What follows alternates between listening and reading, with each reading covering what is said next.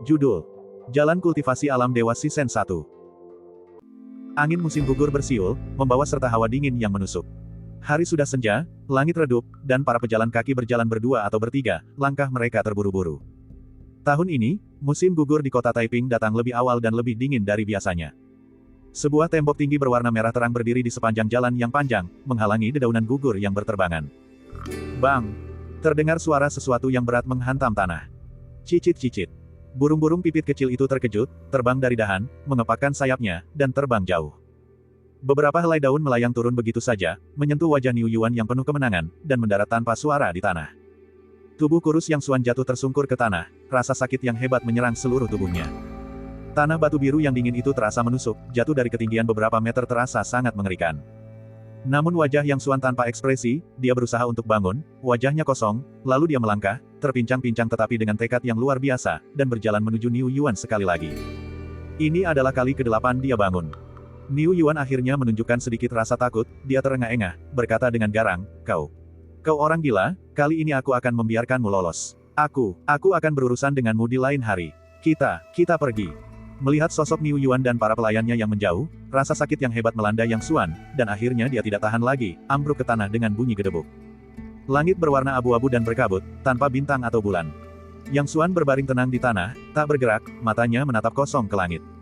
Sama seperti jantungnya, benda itu benar-benar diam. Jika anak ini suatu saat mendapatkan kekuasaan, dunia pasti akan terjerumus ke dalam kekacauan. Dia teringat kata-kata yang diucapkan Peramal kepada ibunya ketika dia masih kecil. Mereka semua mengira seorang anak kecil tidak akan mengerti, tetapi siapa sangka bahwa di dalam tubuh mungil itu bersemayam seseorang dari bumi abad ke-21. Yang Xuan tersenyum getir, kata-kata Peramal itu terasa seperti ironi terbesar baginya. Lebih dari 1 dekade telah berlalu, dan dia sama sekali tidak memperoleh kekuasaan. Bagaimana mungkin seseorang yang terlahir dengan meridian yang terblokir bisa mendapatkan kekuatan? 15 tahun yang lalu, secuil jiwanya tiba di dunia ini, menjadi seorang bayi di keluarga yang di kota Taiping, negara Yan. Tidak lama setelah ingatan-ingatannya bangkit, ayahnya di kehidupan ini, Yang Qingtian, meninggal dunia. Kemudian, tragedi yang lebih besar terjadi, ia didiagnosis memiliki tubuh yang cacat secara alami, sehingga tidak mampu berlatih seni bela diri.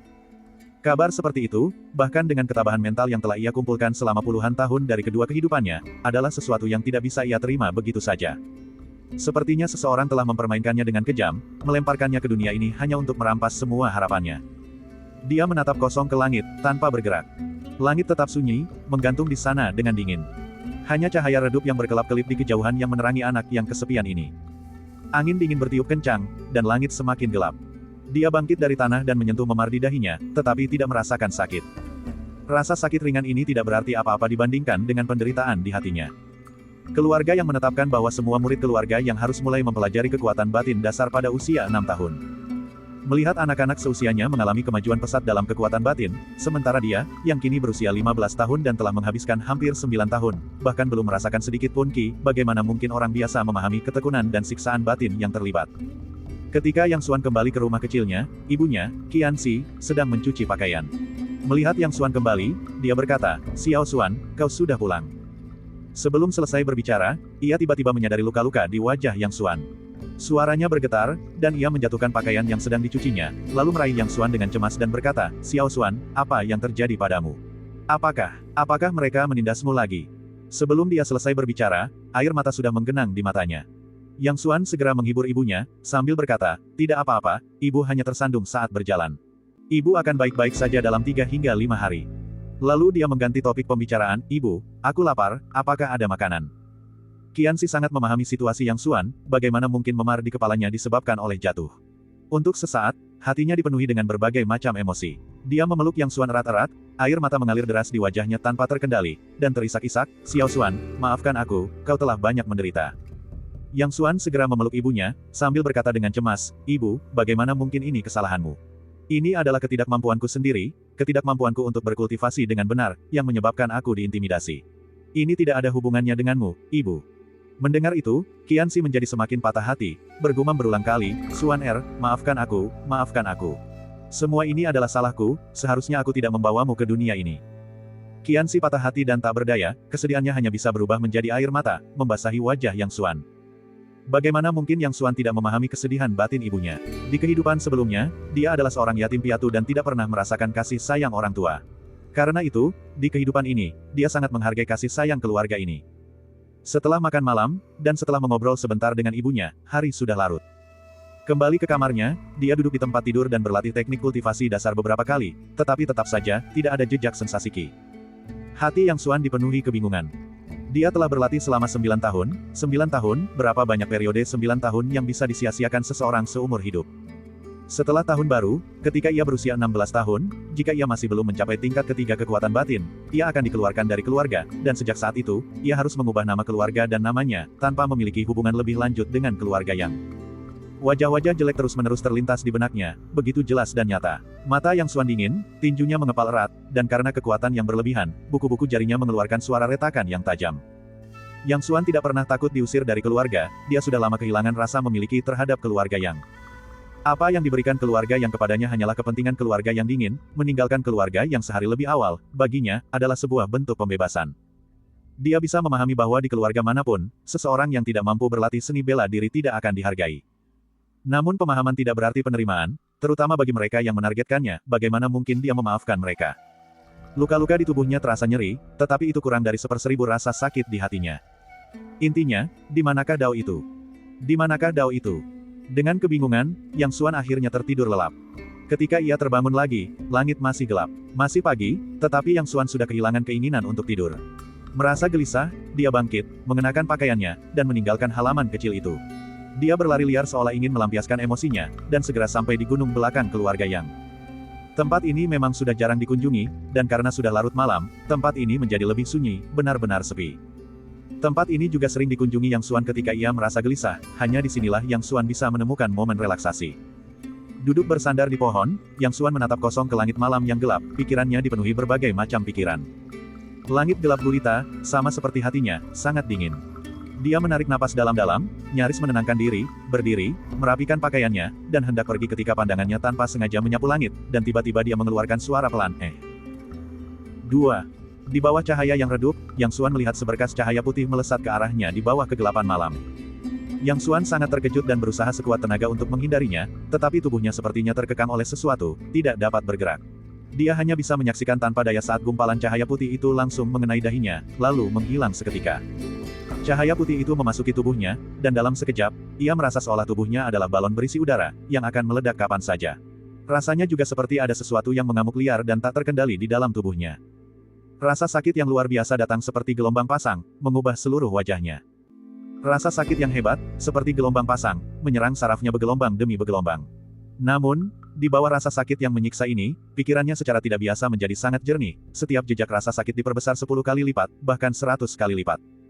Dia jelas merasakan bahwa setelah gumpalan cahaya putih itu merambat melalui anggota tubuh dan tulangnya, cahaya itu dengan kasar menerobos masuk ke dantian kecilnya dan mulai berputar terus-menerus di dalam dantian tersebut. Seolah tidak menyukai tempat tinggal yang tidak cukup luas, dengan setiap putaran cahaya putih, disertai dengan penderitaan yang menyiksa, dantian itu dipaksa untuk diperluas sedikit.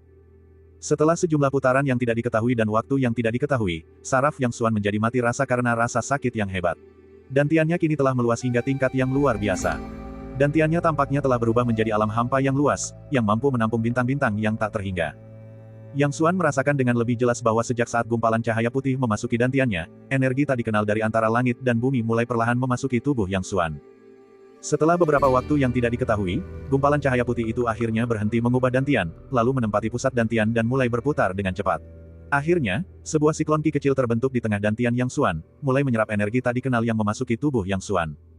Saat siklon Qi terbentuk, energi misterius yang perlahan memasuki tubuh Yang Xuan tiba-tiba berakselerasi, membentuk pusaran besar yang tak terlihat oleh mata telanjang, menyerbu tubuh Yang Xuan dengan dahsyat. Pada saat itu juga, pepohonan di sekitarnya tampak seperti diterjang angin kencang, batang-batangnya berguncang hebat, dan ranting serta dedaunan berserakan di mana-mana. Siklon Qi terus menyerap energi yang tidak diketahui, dan secara bertahap menjadi lebih besar. Setelah jangka waktu yang tidak diketahui, siklon Qi akhirnya berhenti menyerap energi yang tidak diketahui dan mulai berputar perlahan di dalam dantian. Semua rasa sakit itu hilang. Yang Xuan bermandikan keringat, seolah-olah dia baru saja mandi air panas, pakaiannya benar-benar basah kuyup. Wajahnya sangat pucat, dan tubuhnya gemetar tanpa henti. Setelah beberapa saat, dia tidak tahan lagi dan jatuh tersungkur ke tanah, terengah-engah. Setelah beristirahat sejenak, Yang Xuan akhirnya mendapatkan kembali kemampuan berpikirnya. Saat mengingat kembali pengalaman itu barusan, semuanya terasa jelas dan nyata, dan rasa sakit yang memilukan itu seolah masih membekas, membuatnya merasakan gelombang ketakutan yang berkepanjangan. Tiba-tiba, bau busuk yang menyengat menyerangnya, membuatnya merasa mual. Yang Xuan mengendus dengan hidungnya dan kemudian menyadari bau busuk itu berasal dari tubuhnya sendiri. Dengan susah payah ia menggulung lengan bajunya, dan bau yang lebih menyengat dari sebelumnya menyerangnya, hampir membuat Yang Xuan muntah setelah makan malam. Dia melihat lapisan lumpur hitam tebal di lengannya, sungguh menjijikan. Saat ia mengangkat pakaiannya untuk melihat, benar saja, kulitnya tertutup lapisan lumpur hitam yang tebal. Bau busuk itu hampir merenggut separuh nyawa Yang Xuan. Dia segera bergegas ke danau kecil di dekatnya, dan tanpa pikir panjang, menanggalkan pakaiannya dan menceburkan diri ke dalamnya. Setelah mandi, dia langsung merasa segar dan bertenaga. Sambil perlahan mencuci muka, Yang Xuan merenungkan dengan saksama apa yang baru saja terjadi. Pertama, cahaya putih itu secara misterius memasuki tubuhnya, lalu mengubah dantiannya, memperluasnya hingga tingkat yang luar biasa. Selanjutnya, setelah mengubah dantiannya, cahaya putih itu berubah menjadi siklon ki kecil, menempati bagian tengah dantian. Memikirkan hal ini, Yang Xuan tanpa sadar menyentuh lokasi dantiannya dengan tangannya, tanpa sadar perlahan menutup matanya, dan mulai memusatkan pikirannya. Seketika itu juga, ia mendapati dirinya sekali lagi melihat bagian dalam dantiannya. Di tengah dantiannya, seluas alam semesta, sebuah siklon ki putih berputar perlahan, terus-menerus memancarkan aura misterius. Apa ini? Yang Xuan sangat terguncang dan tak kuasa bertanya pada dirinya sendiri. Namun, dia jelas tidak bisa menjawab pertanyaan ini. Apalagi Yang Xuan, mungkin tidak ada seorang pun di dunia ini yang tahu apa maksudnya. Tanpa sadar ia mengangkat tangannya untuk melihatnya, dan benda itu berkilauan seperti giok, memancarkan cahaya yang aneh. Yang Xuan tercengang, tangannya tidak seperti ini sebelumnya. Akibat kekurangan gizi sejak kecil dan beban kerja harian yang berat, kulit di tangannya selalu gelap dan kasar, dipenuhi luka-luka kecil. Namun sekarang, kulitnya tidak hanya menjadi seputih giok, tetapi luka-luka kecil itu pun telah hilang. Jantung Yang Xuan berdebar kencang, dan dia tiba-tiba berdiri lalu menatap tubuhnya. Detik berikutnya, dia tersentak kaget.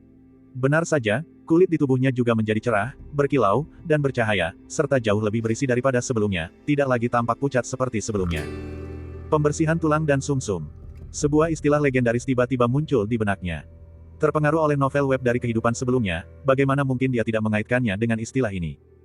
Dalam novel, pembersihan tulang dan sumsum dapat menghilangkan kotoran dan racun dari tubuh manusia, mengubah fisik seseorang, dan meningkatkan kemampuan bela diri hingga tingkat yang menakutkan.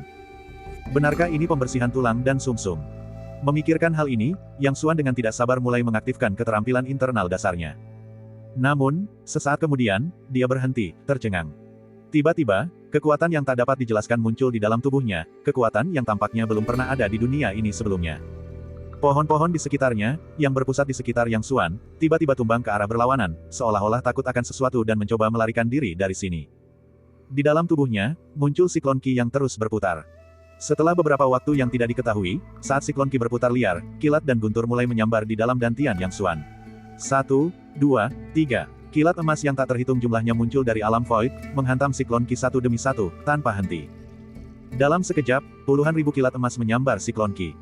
Pada saat yang sama, energi tak dikenal di dunia luar membentuk pusaran yang lebih besar di langit malam, tak terlihat oleh mata telanjang, dan bergejolak hebat ke dalam tubuh Yang Xuan. Siklon ki misterius itu tumbuh dengan cepat dan terlihat jelas. Kilatan petir keemasan menjadi semakin banyak. Seiring dengan terus meluasnya siklon ki, kilatan-kilatan itu akhirnya memenuhi seluruh ruang dantian, menyelimuti siklon ki tersebut. Boom, boom. Raungan dahsyat memenuhi alam hampa, seolah-olah miliaran naga emas meraung secara bersamaan. Energi misterius dari dunia luar terus berdatangan dengan liar. Beberapa pohon kecil di dekatnya bahkan tercabut dan terbang ke arah Yang Xuan. Namun, begitu menyentuh Yang Xuan, pohon-pohon itu tanpa alasan yang jelas berubah menjadi bubuk dan berhamburan. Setelah sekian lama, petir akhirnya berhenti meraung, dan malah membentuk jaring emas raksasa yang perlahan dan erat menyelimuti siklon ki. Setelah periode yang tidak diketahui, kepompong raksasa emas yang tertidur itu tiba-tiba mulai berdenyut seperti jantung. Seiring waktu berlalu, denyutannya semakin intens, seolah-olah sesuatu akan melepaskan diri dari belenggu berat ini dan muncul dari kepompong. Denyutan itu semakin hebat. Setelah beberapa waktu yang tidak diketahui, kepompong raksasa emas itu tiba-tiba meledak dengan suara keras, dan cahaya putih misterius menyembur keluar dari kepompong, menembus alam hampa di dalam dantian. Ledakan. Raungan dahsyat memenuhi telinga Yang Xuan, hampir membuatnya terjatuh ke tanah. Dia melihat bahwa saat cahaya putih menembus, kepompong emas raksasa di dalam dantian berubah menjadi bintik-bintik cahaya keemasan, seketika memenuhi seluruh alam hampa, seperti bintang-bintang yang berkelap-kelip tak terhitung jumlahnya. Namun, perubahan besar yang terjadi pada siklon ki di pusat dantian seketika membuat Yang Xuan tercengang dan terdiam. 3. Di tengah dantian, dua pusaran ki putih yang sangat besar, seperti matahari dan bulan, perlahan berputar mengelilingi inti dantian. Pada saat itu juga, sebuah sensasi mendalam dan misterius melanda hatinya.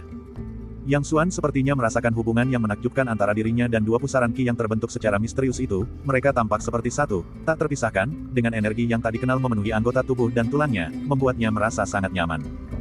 Yang Xuan mencoba melangkah maju. Hutan di gunung belakang keluarga yang sebagian besar ditanami pohon pinus, yang sebagian besar sudah tua, yang paling lebat membutuhkan 3 orang untuk memeluknya, dan yang paling tipis pun masih selebar mangkuk. Kayu pinus itu keras dan tidak mudah ditebang, bahkan dengan pukulan kapak yang kuat, dibutuhkan usaha yang cukup besar untuk menebangnya. Namun, dengan satu langkah itu, Yang Xuan tiba-tiba menempuh jarak 10 kaki, dan karena lengah, ia tidak dapat menghindar, dan menabrak pohon pinus setebal paha dengan keras. Yang Xuan tidak menyangka bahwa pohon pinus setebal paha itu patah menjadi 2 dengan bunyi retakan. Jarum-jarum pinus berjatuhan dari langit. Ini. Yang Xuan tercengang, menatap pemandangan bak mimpi di hadapannya, tanpa sadar ia menyentuh dahinya, dan selain sedikit rasa gatal, ia tidak merasakan apapun. Setelah terdiam sejenak karena kebingungan, Yang Xuan tiba-tiba mengangkat telapak tangannya dan dengan ganas memukul pohon pinus lain di sampingnya. Kali ini, dia melihatnya, saat dia mengayunkan telapak tangannya, sebuah kekuatan tak dikenal melonjak dari 2 pusaran Qi di dalam dantiannya, mengalir dengan cepat di sepanjang lengannya ke telapak tangannya. Retakan. Pohon pinus yang tebal seperti mangkuk itu langsung patah, dan cabang yang patah itu terbang keluar, menghantam pohon lain dengan suara keras, menyebarkan ranting dan dedaunan yang berterbangan, menciptakan pemandangan yang dahsyat. Yang Xuan terdiam, setelah beberapa saat, dia tiba-tiba mulai tertawa, suaranya sangat pelan, seperti orang gila. Tawa itu terus berlanjut untuk waktu yang lama, saat dia tertawa, air mata perlahan mengalir dari mata Yang Xuan, namun dia terus tertawa, gemetar seluruh tubuhnya, tertawa hingga dunia tampak redup, tertawa hingga dia benar-benar kehabisan tenaga, tidak mampu berdiri lagi, lalu ambruk ke tanah. Waktu yang sangat lama berlalu. Ketika Yang Xuan kembali ke klan, para pelayan tampak sedang mendiskusikan kejadian aneh semalam. Hei, apakah kamu merasakannya tadi malam? Tentu saja, saya pikir saya satu-satunya yang merasakannya, tetapi ternyata semua orang merasakannya.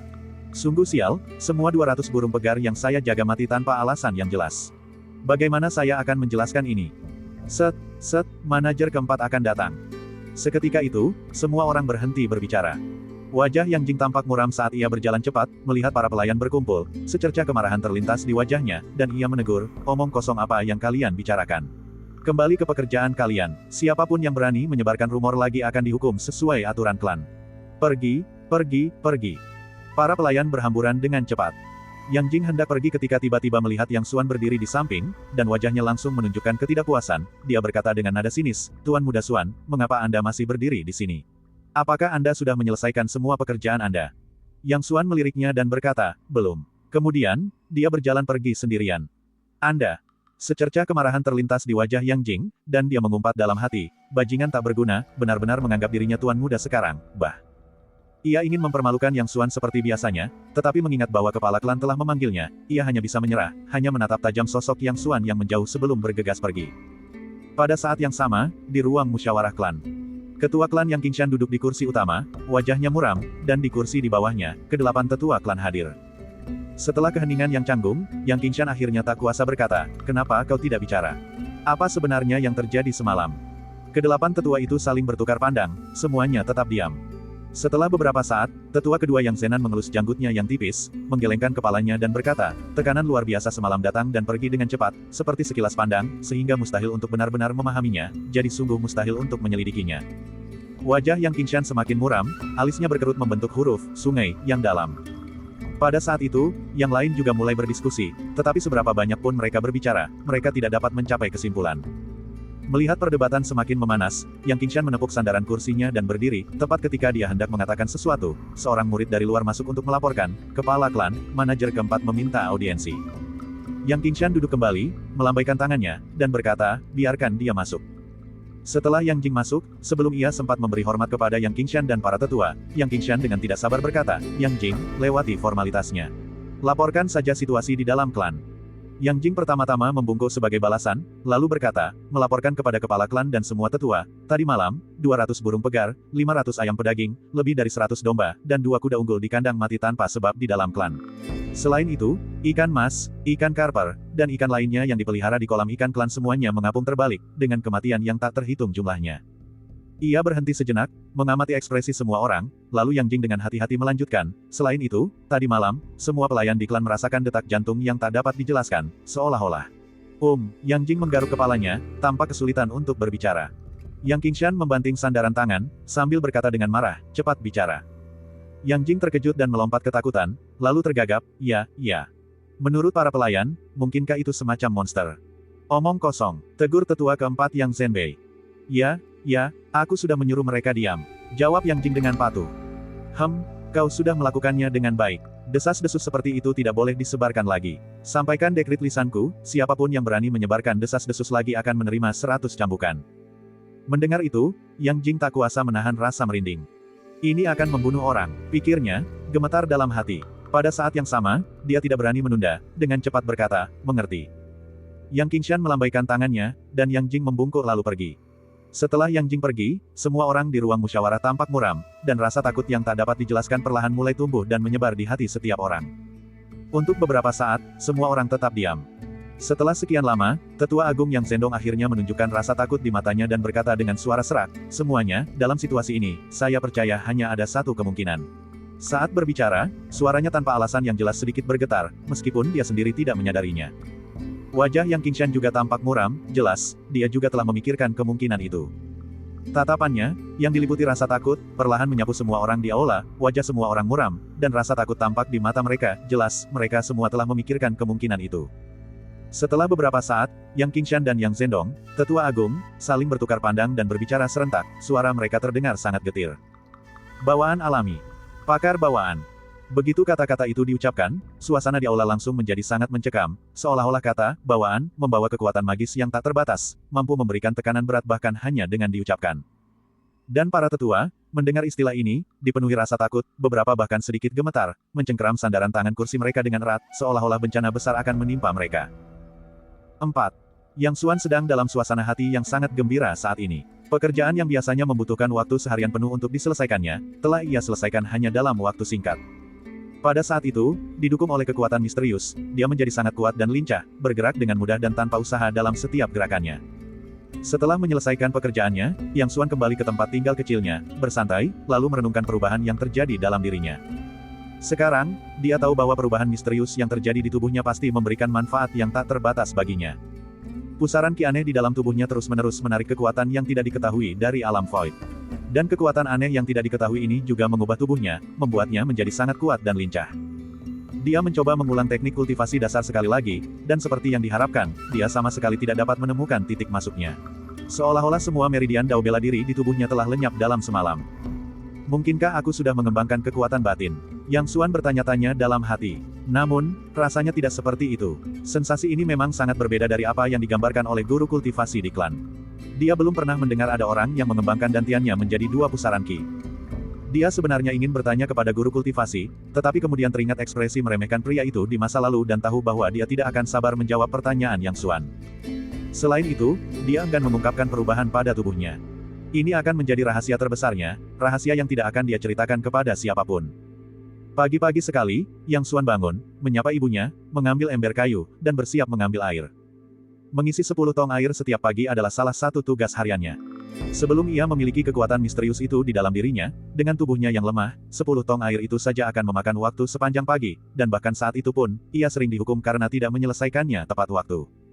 Namun, baginya sekarang, 10 tong air bisa terisi penuh hanya dalam waktu singkat. Perubahan yang ditimbulkan pada Yang Xuan oleh pusaran ki misterius itu sangat jelas. Yang Xuan berjalan menuju sumur, termenung, ketika tiba-tiba sebuah suara sinis terdengar. Oh, bukankah ini tuan muda Yang Xuan kita? Apa? Bersikap sok sekarang. Kau pura-pura tidak melihatku. Pikiran Yang Xuan terputus. Dia mendongak. Dia melihat 3 pelayan menghalangi jalan, wajah mereka menunjukkan ekspresi mencibir, memandang Yang Xuan dengan jijik. Pemimpinnya adalah Niu Yuan. Yang Xuan meliriknya, tetapi tidak mengatakan apapun. Melihat Yang Xuan mengabaikannya, Niu Yuan langsung merasa harga dirinya tercoreng. Ekspresinya tiba-tiba berubah dingin, dan dia mengulurkan tangan untuk menghalangi jalan Yang Xuan, sambil mencibir, apa? Lukamu sudah sembuh, berlaga seperti tuan muda sekarang. 2 kaki tangannya di belakangnya berkumpul sambil berkata dengan sinis, cepat, beri hormat kepada saudara Niu, sampah. Dia benar-benar menganggap dirinya tuan muda. Kenapa dia tidak buang air kecil dan melihat dirinya sendiri? Makhluk macam apa dia ini? Bukankah dia hanya sampah? Ah, aku meludah. Beberapa pelayan yang bekerja di dekat situ melihat situasi tersebut dan berkumpul, berdiri di samping, menunjuk, dan bahkan terkekeh. Niu Yuan melihat Yang Xuan masih tidak berkata apa-apa, wajahnya menjadi dingin, dan dia malah mencengkeram kerah baju Yang Xuan, mencibir, jangan mengira kau tuan muda. Kau hanyalah sampah. Jika aku melumpuhkanmu hari ini, tidak akan ada yang membelamu. Lepaskan tanganmu. Yang Xuan tanpa ekspresi, suaranya dingin. Niu Yuan mencibir, jika kau merangkak di bawah kakiku hari ini, aku akan mengampunimu. Kalau tidak, hehe, tinju kakek bukan untuk dipermainkan. Mendengar itu, kedua pelayan jahat lainnya juga mulai tertawa kecil. Menyaksikan seorang tuan muda, yang seharusnya berada di posisi tinggi, dipermalukan adalah hiburan langka di tengah kehidupan mereka yang monoton. Niu Yuan tertawa lebih penuh kemenangan, sambil berkata dengan wajah penuh penghinaan, hak apa yang dimiliki oleh sampah yang bahkan tidak bisa mencapai tingkat kekuatan batin pertama untuk disebut tuan muda, Haha, kau hanya sampah, kau dan ibumu yang jalang itu sama-sama sampah. Apa yang kau katakan? Yang Xuan tiba-tiba mendongak tajam. Wajahnya menjadi sangat dingin, dan dia menatap Niu Yuan dengan tajam. Niu Yuan tiba-tiba merasa seperti menjadi sasaran ular berbisa, seketika merinding di sekujur tubuhnya. Suhu di sekitarnya juga terasa turun drastis, membuat orang menggigil tak terkendali. Rasa dingin menyelimutinya, dan Niu Yuan tanpa sadar melepaskan Yang Xuan, mundur 2 langkah. Saat berikutnya, Niu Yuan tiba-tiba bereaksi. Orang yang berdiri di depannya hanyalah sampah yang bahkan belum mencapai tingkat kekuatan batin pertama. Dia benar-benar ketakutan karenanya, merasa sangat kehilangan muka, dia langsung mengamuk, Kau mencari kematian. Dalam amarah yang meluap, dia mengabaikan konsekuensi dan melayangkan pukulan ke wajah Yang Xuan.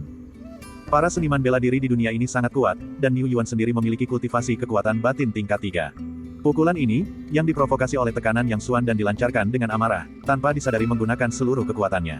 3 tingkat kekuatan batin melonjak keluar, membawa hembusan angin tajam langsung ke wajah Yang Xuan. Saat kekuatan batin melonjak, Niu Yuan langsung tersadar, dan keringat dingin mengucur di sekujur tubuhnya. Menghina dan menindas Yang Xuan adalah satu hal. Yang Xuan terlahir sebagai sampah masyarakat, dan tidak ada yang akan membelanya. Namun pukulan ini adalah serangan bertenaga penuh dengan 3 tingkat kekuatan batinnya. Apalagi orang biasa tanpa kekuatan batin, bahkan seekor sapi jantan yang kuat pun akan langsung terbunuh. Meskipun Yang Xuan terlahir dengan tubuh yang cacat dan tidak bisa kultivasi, dia tetaplah keturunan langsung dari keluarga Yang. Jika dia sampai dibunuh olehnya seperti ini, nyawanya sendiri juga akan hilang. Sejenak, ia sangat menyesali perbuatannya dan mencoba menarik kembali tinjunya, tetapi kultivasi kekuatan batinnya belum mencapai alam pengendalian gerakan sesuka hati. Ia ingin menariknya kembali, tetapi sudah terlambat. 2 orang di sampingnya juga tidak menyangka Niu Yuan akan tiba-tiba menyerang, dan dilihat dari momentum pukulan ini, jelas itu adalah serangan dengan kekuatan penuh, yang langsung membuat mereka terkejut. Tanpa disangka, pukulan itu langsung mengenai wajah Yang Xuan. Angin kencang dari pukulan itu membuat rambut Yang Xuan terhempas ke belakang, berhamburan di udara. Semua orang tersentak kaget. Dalam benak mereka, seolah-olah mereka melihat Yang Xuan dipukul di wajah, dan kehilangan nyawanya saat itu juga. Namun, keadaan tidak berkembang seperti yang dia bayangkan. Sesaat kemudian, Niu Yuan tanpa sadar terlempar ke belakang. Darah segar yang menyembur dari mulut Niu Yuan berceceran kemana-mana, dan lengannya, saat masih di udara, benar-benar meledak, hancur berkeping-keping menjadi potongan-potongan darah dan daging yang tak terhitung jumlahnya, berserakan di sekitar. Bang! Niu Yuan terjatuh dengan keras ke tanah, nasibnya tidak diketahui. Semua orang yang menyaksikan pemandangan ini tercengang. Mereka ternganga, mata mereka melebar, menatap tajam ke arah Yang Xuan, wajah mereka dipenuhi ketersencingan. Niu Yuan, seorang seniman bela diri kekuatan batin tingkat 3, sebenarnya terlempar jauh hanya dengan satu pukulan telapak tangan dari Yang Xuan, yang terlahir dengan tubuh cacat, dan kehidupannya tidak diketahui. Apakah mereka melihat hantu? Mata semua orang terbelalak, mulut mereka menganga, wajah mereka benar-benar kosong, seolah-olah mereka sedang bermimpi, tidak percaya dengan apa yang mereka lihat. Bagi mereka, pemandangan ini sama sekali tidak dapat dipercaya, seperti langit yang runtuh dan bumi yang terbelah. Guncangan hebat ini menyebabkan mereka mengalami halusinasi pendengaran, telinga mereka berdengung, dan tidak dapat mendengar apapun untuk sesaat.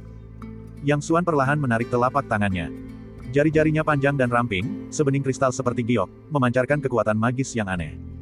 Waktu seolah berhenti, tak terdengar suara apapun. Setelah beberapa saat yang tidak diketahui, seekor anjing penjaga di kejauhan tiba-tiba menggonggong. Pakan! Gonggongan itu, seperti sebuah isyarat, tiba-tiba membuat semua orang tersadar. Yang Xuan menarik napas dalam-dalam, lalu menghembuskannya perlahan. Kamu, jangan datang ke sini. Setelah beberapa saat, kedua orang yang bersama Niu Yuan akhirnya bereaksi. Rasa takut yang luar biasa langsung menyelimuti tubuh mereka, membuat mereka buru-buru mundur, bahkan tersandung hingga jatuh ke tanah karena panik, berguling-guling seperti labu. Tatapan Yang Xuan tertuju pada mereka. Keduanya, seolah melihat hantu, mundur ketakutan lagi, lalu berteriak dan berbalik untuk lari, bahkan tidak peduli dengan Niu Yuan, yang nasibnya tidak diketahui. Yang Xuan tidak mengejar mereka. Ia dengan santai mengambil ember kayu dan perlahan berjalan maju. Saat melewati Niu Yuan, dia berhenti dan melirik sekilas. Niu Yuan sudah benar-benar mati, darah di bawahnya telah membentuk beberapa genangan. Yang Xuan terus maju, dan semua penonton bergegas memberi jalan untuknya. Di mata mereka, terpancar rasa takut yang tak terungkapkan, dan secercah rasa hormat yang tak dapat dijelaskan dan belum pernah dirasakan sebelumnya. Niu Yuan sudah mati. Niu Yuan, preman di bawah manajer keempat, sudah mati. Berita itu menyebar dengan cepat. Untuk beberapa waktu, semua pelayan yang mengetahui hal ini membicarakannya secara rahasia. Yang membuat mereka bersemangat bukanlah kematian Niu Yuan. 5. Kematian Niu Yuan yang biasa-biasa saja sama tidak pentingnya dengan kematian seekor semut bagi keluarga yang sangat besar, hal itu tidak layak disebutkan dan tidak menimbulkan riak apapun. Yang menarik perhatian mereka adalah berita selanjutnya yang membuat mata semua orang terbelalak, mulut mereka ternganga, dan membuat mereka terdiam untuk beberapa saat. Tuan Muda ke-12 lah yang membunuh Niu Yuan. Siapakah Tuan Muda ke-12? Tuan Muda ke-12 adalah Yang Xuan, si tak berguna sejak lahir, Yang Xuan yang tidak becus, yang setelah 9 tahun berlatih, masih belum bisa mengembangkan kekuatan batin. Dia membunuh Niu Yuan. Untuk sesaat, semua orang meragukan pendengaran mereka sendiri, bertanya-tanya apakah mereka sedang berhalusinasi. Namun, berita itu benar dan dapat dipercaya. Lebih jauh lagi, para saksi mata muncul untuk menjelaskan secara rinci bagaimana Tuan Muda ke-12 dan Niu Yuan bertarung selama 300 ronde, dan kemudian Tuan Muda ke-12 membunuh Niu Yuan dengan satu pukulan telapak tangan. Semua orang gempar, berdiskusi dengan penuh semangat. Sudahkah kau dengar, Tuan Muda ke-12 benar-benar membunuh Niu Yuan? Tentu saja aku sudah dengar. Aku tidak pernah menyangka Yang Xuan ini akan sekuat ini. Hush, diam, diam. Mulai sekarang, kalian tidak boleh memanggilnya dengan namanya secara langsung, kecuali kalian ingin mati. Kalian tahu, Niu Yuan memiliki kultivasi kekuatan batin tingkat 3 puncak, namun dia dibunuh oleh Tuan Muda ke-12 dengan satu pukulan telapak tangan. Dengan kultivasi kekuatan batin tingkat 2 kita sama sekali tidak bisa melawannya. Diam, diam. Kau benar, mulai sekarang, Tuan Muda ke-12 ini mungkin akan mengubah hidupnya. Memang benar, mulai sekarang, setiap kali kita bertemu Tuan Muda ke-12, kita semua harus membungkuk. Konon beliau kejam, Niu Yuan hanya sedikit menyinggung perasaannya dengan kata-kata dan menemui akhir yang tragis. Sungguh menyedihkan. Bagaimana bisa aku mendengar bahwa Niu Yuan menindas Tuan Muda ke-12 dan dibunuh oleh Tuan Muda ke-12 sebagai pembalasan? Singkatnya, apapun yang terjadi, Tuan Muda ke-12 telah mengubah keadaan. Dia bukan lagi Tuan Muda yang tidak berguna seperti dulu. Kau masih berani menyebutnya Tuan Muda yang tidak berguna. Hati-hati, dia bisa menamparmu sampai mati. Berhenti bicara, kita tunggu saja dan lihat hasilnya. Yang Jing juga langsung menerima kabar tersebut. Apa? Yang Jing tiba-tiba berdiri, matanya membelalak. Kau bilang Yang Xuan membunuh Niu Yuan dengan satu pukulan telapak tangan. Chen Er tak bisa menyembunyikan rasa takut di matanya, dan dia berkata dengan gemetar, manajer keempat, Yang Xuan hanya menggunakan satu serangan telapak tangan, dan Niu Yuan terlempar ke belakang, lengannya hancur berlumuran darah. Yang Jing kemudian bertanya, apakah Niu Yuan meninggal di tempat? Chen Er berkata dengan ketakutan, setelah Yang Xuan pergi, Wang Wu dan aku pergi untuk memeriksa. Niu Yuan sudah meninggal, jenazahnya masih di kamarnya sekarang. Wang Wu, yang berdiri di dekatnya, mengangguk berulang kali, wajahnya pucat, matanya kosong, seolah-olah dia belum pulih dari keterkejutannya. Chen Er dan Wang Wu adalah dua orang yang sebelumnya bersama Niu Yuan. Setelah mereka melarikan diri, mereka mengamati Yang Xuan pergi dari kejauhan sebelum berani maju untuk memeriksa, tetapi saat itu, Niu Yuan sudah meninggal cukup lama. Wajah Yang Jing tampak muram. Dia mondar-mandir di ruangan itu, memikirkan kebiasaannya menindas Yang Xuan dan ibunya, dan gelombang kejengkelan melanda hatinya. Dia tidak takut dengan kekuatan Yang Xuan. Dengan kultivasi kekuatan batin tingkat 6 miliknya, seharusnya dia tidak takut pada siapapun. Namun, Yang Xuan bagaimanapun juga adalah keturunan langsung dari keluarga Yang. Di masa lalu, dia tidak bisa mengkultivasi keterampilan bela diri, jadi tidak ada yang memperhatikannya. Bahkan jika dia diintimidasi, tidak ada yang akan membelanya. Sekarang Yang Xuan tiba-tiba memiliki kemampuan bela diri, meskipun itu belum tentu membuat keluarga memandangnya dengan penting, perubahan statusnya dapat diprediksi. Dan begitu status Yang Xuan berubah, atau jika dia bahkan mendapatkan pijakan di keluarga yang di masa depan, dia pasti akan mengingat masa lalu. Pada saat itu, kehidupan Yang Jing pasti tidak akan mudah. Inilah yang membuat Yang Jing kesal dan khawatir. Setelah berpikir lama, dia mengertakkan giginya, secercah kekejaman terlintas di matanya, dan tiba-tiba dia mengambil keputusan. Ayo kita temui Niu Yuan, kata Yang Jing dengan suara berat. Pada saat yang sama, Yang Xuan tidak menyadari kehebohan yang telah ia timbulkan. Beberapa hari terakhir ini, ia hanya membawa air dan memotong kayu seperti biasa. Namun, hatinya jauh dari tenang. Setelah memahami kekuatan luar biasa dari kekuatan misterius itu, dia tiba-tiba menyadari bahwa dia tampaknya telah menemukan jalan yang unik. Jalan setapak ini misterius dan terjal, tetapi tampaknya mengarah ke puncak. Dan perubahan pusaran Qi dari 1 menjadi 2 juga membuatnya menyadari bahwa pusaran Qi ini, yang secara misterius memasuki tubuhnya, bukanlah sesuatu yang statis, melainkan dapat terus tumbuh semakin kuat. Apa yang bisa menyebabkan pusaran Qi terus berubah? Yang Xuan punya firasat, karena pusaran Qi bisa berubah dari 1 menjadi 2, mungkinkah juga bisa meningkat menjadi 3, 4, atau bahkan lebih. 2 pusaran Qi saja sudah memiliki kekuatan setara dengan kekuatan batin tingkat 5, jadi bagaimana dengan banyak pusaran Qi? Begitu pikiran itu muncul, jantungnya berdebar kencang, dan sesaat, napasnya menjadi cepat. Namun, bagaimana cara membudidayakannya? Ini menjadi masalah terbesar yang dihadapinya, sebuah pertanyaan yang perlu segera dipecahkan, yang membuatnya bingung untuk beberapa waktu. Selain itu, meskipun serangannya yang dilakukan secara spontan memiliki kekuatan yang luar biasa, di lubuk hatinya, ia selalu memiliki perasaan yang mendalam dan misterius, bahwa kekuatan misterius ini seharusnya memiliki metode penggunaan eksklusifnya sendiri, metode khusus yang dapat melepaskan kekuatan yang sangat besar. Sepertinya jauh di lubuk hatinya, sebuah suara terus memanggilnya, mendesaknya untuk terus mencari, untuk menemukan metode yang mungkin belum pernah muncul sebelumnya. Metode ini berbeda dari keterampilan bela diri, berbeda dari teknik kultivasi atau keterampilan bertarung apapun yang ada di dunia ini. Ini adalah jalan yang benar-benar baru, dao yang benar-benar baru, jalan yang belum pernah dilalui siapapun, yang mengharuskan Yang Xuan untuk menjelajahinya sendiri, tetapi jalan yang sepenuhnya menjadi miliknya. Yang Xuan merasakan perasaan yang mendalam dan misterius. Ia merasa seolah-olah sedang berdiri di kaki gunung yang sangat megah dan menjulang tinggi. Ketika ia sampai di puncak, saat itulah ia akan memandang rendah semua makhluk hidup. Dalam beberapa hari terakhir ini, dia terus merenung. Dia selalu merasa bahwa ada harta karun di hadapannya, harta karun yang sangat luas dan luar biasa yang dapat membuatnya sekaya sebuah negara dalam semalam, namun sekarang, dia hanya berdiri di luar pintu, tidak mampu masuk. Kekuasaan, hanya kekuasaan, adalah kebenaran abadi. Pada saat itu, ia lebih teguh dari sebelumnya. Setelah banyak pertimbangan, Yang Xuan memutuskan untuk bertanya kepada paman keenam.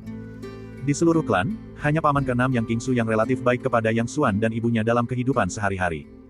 Saat Yang Xuan melangkah keluar, ia bertemu ibunya yang sedang pulang.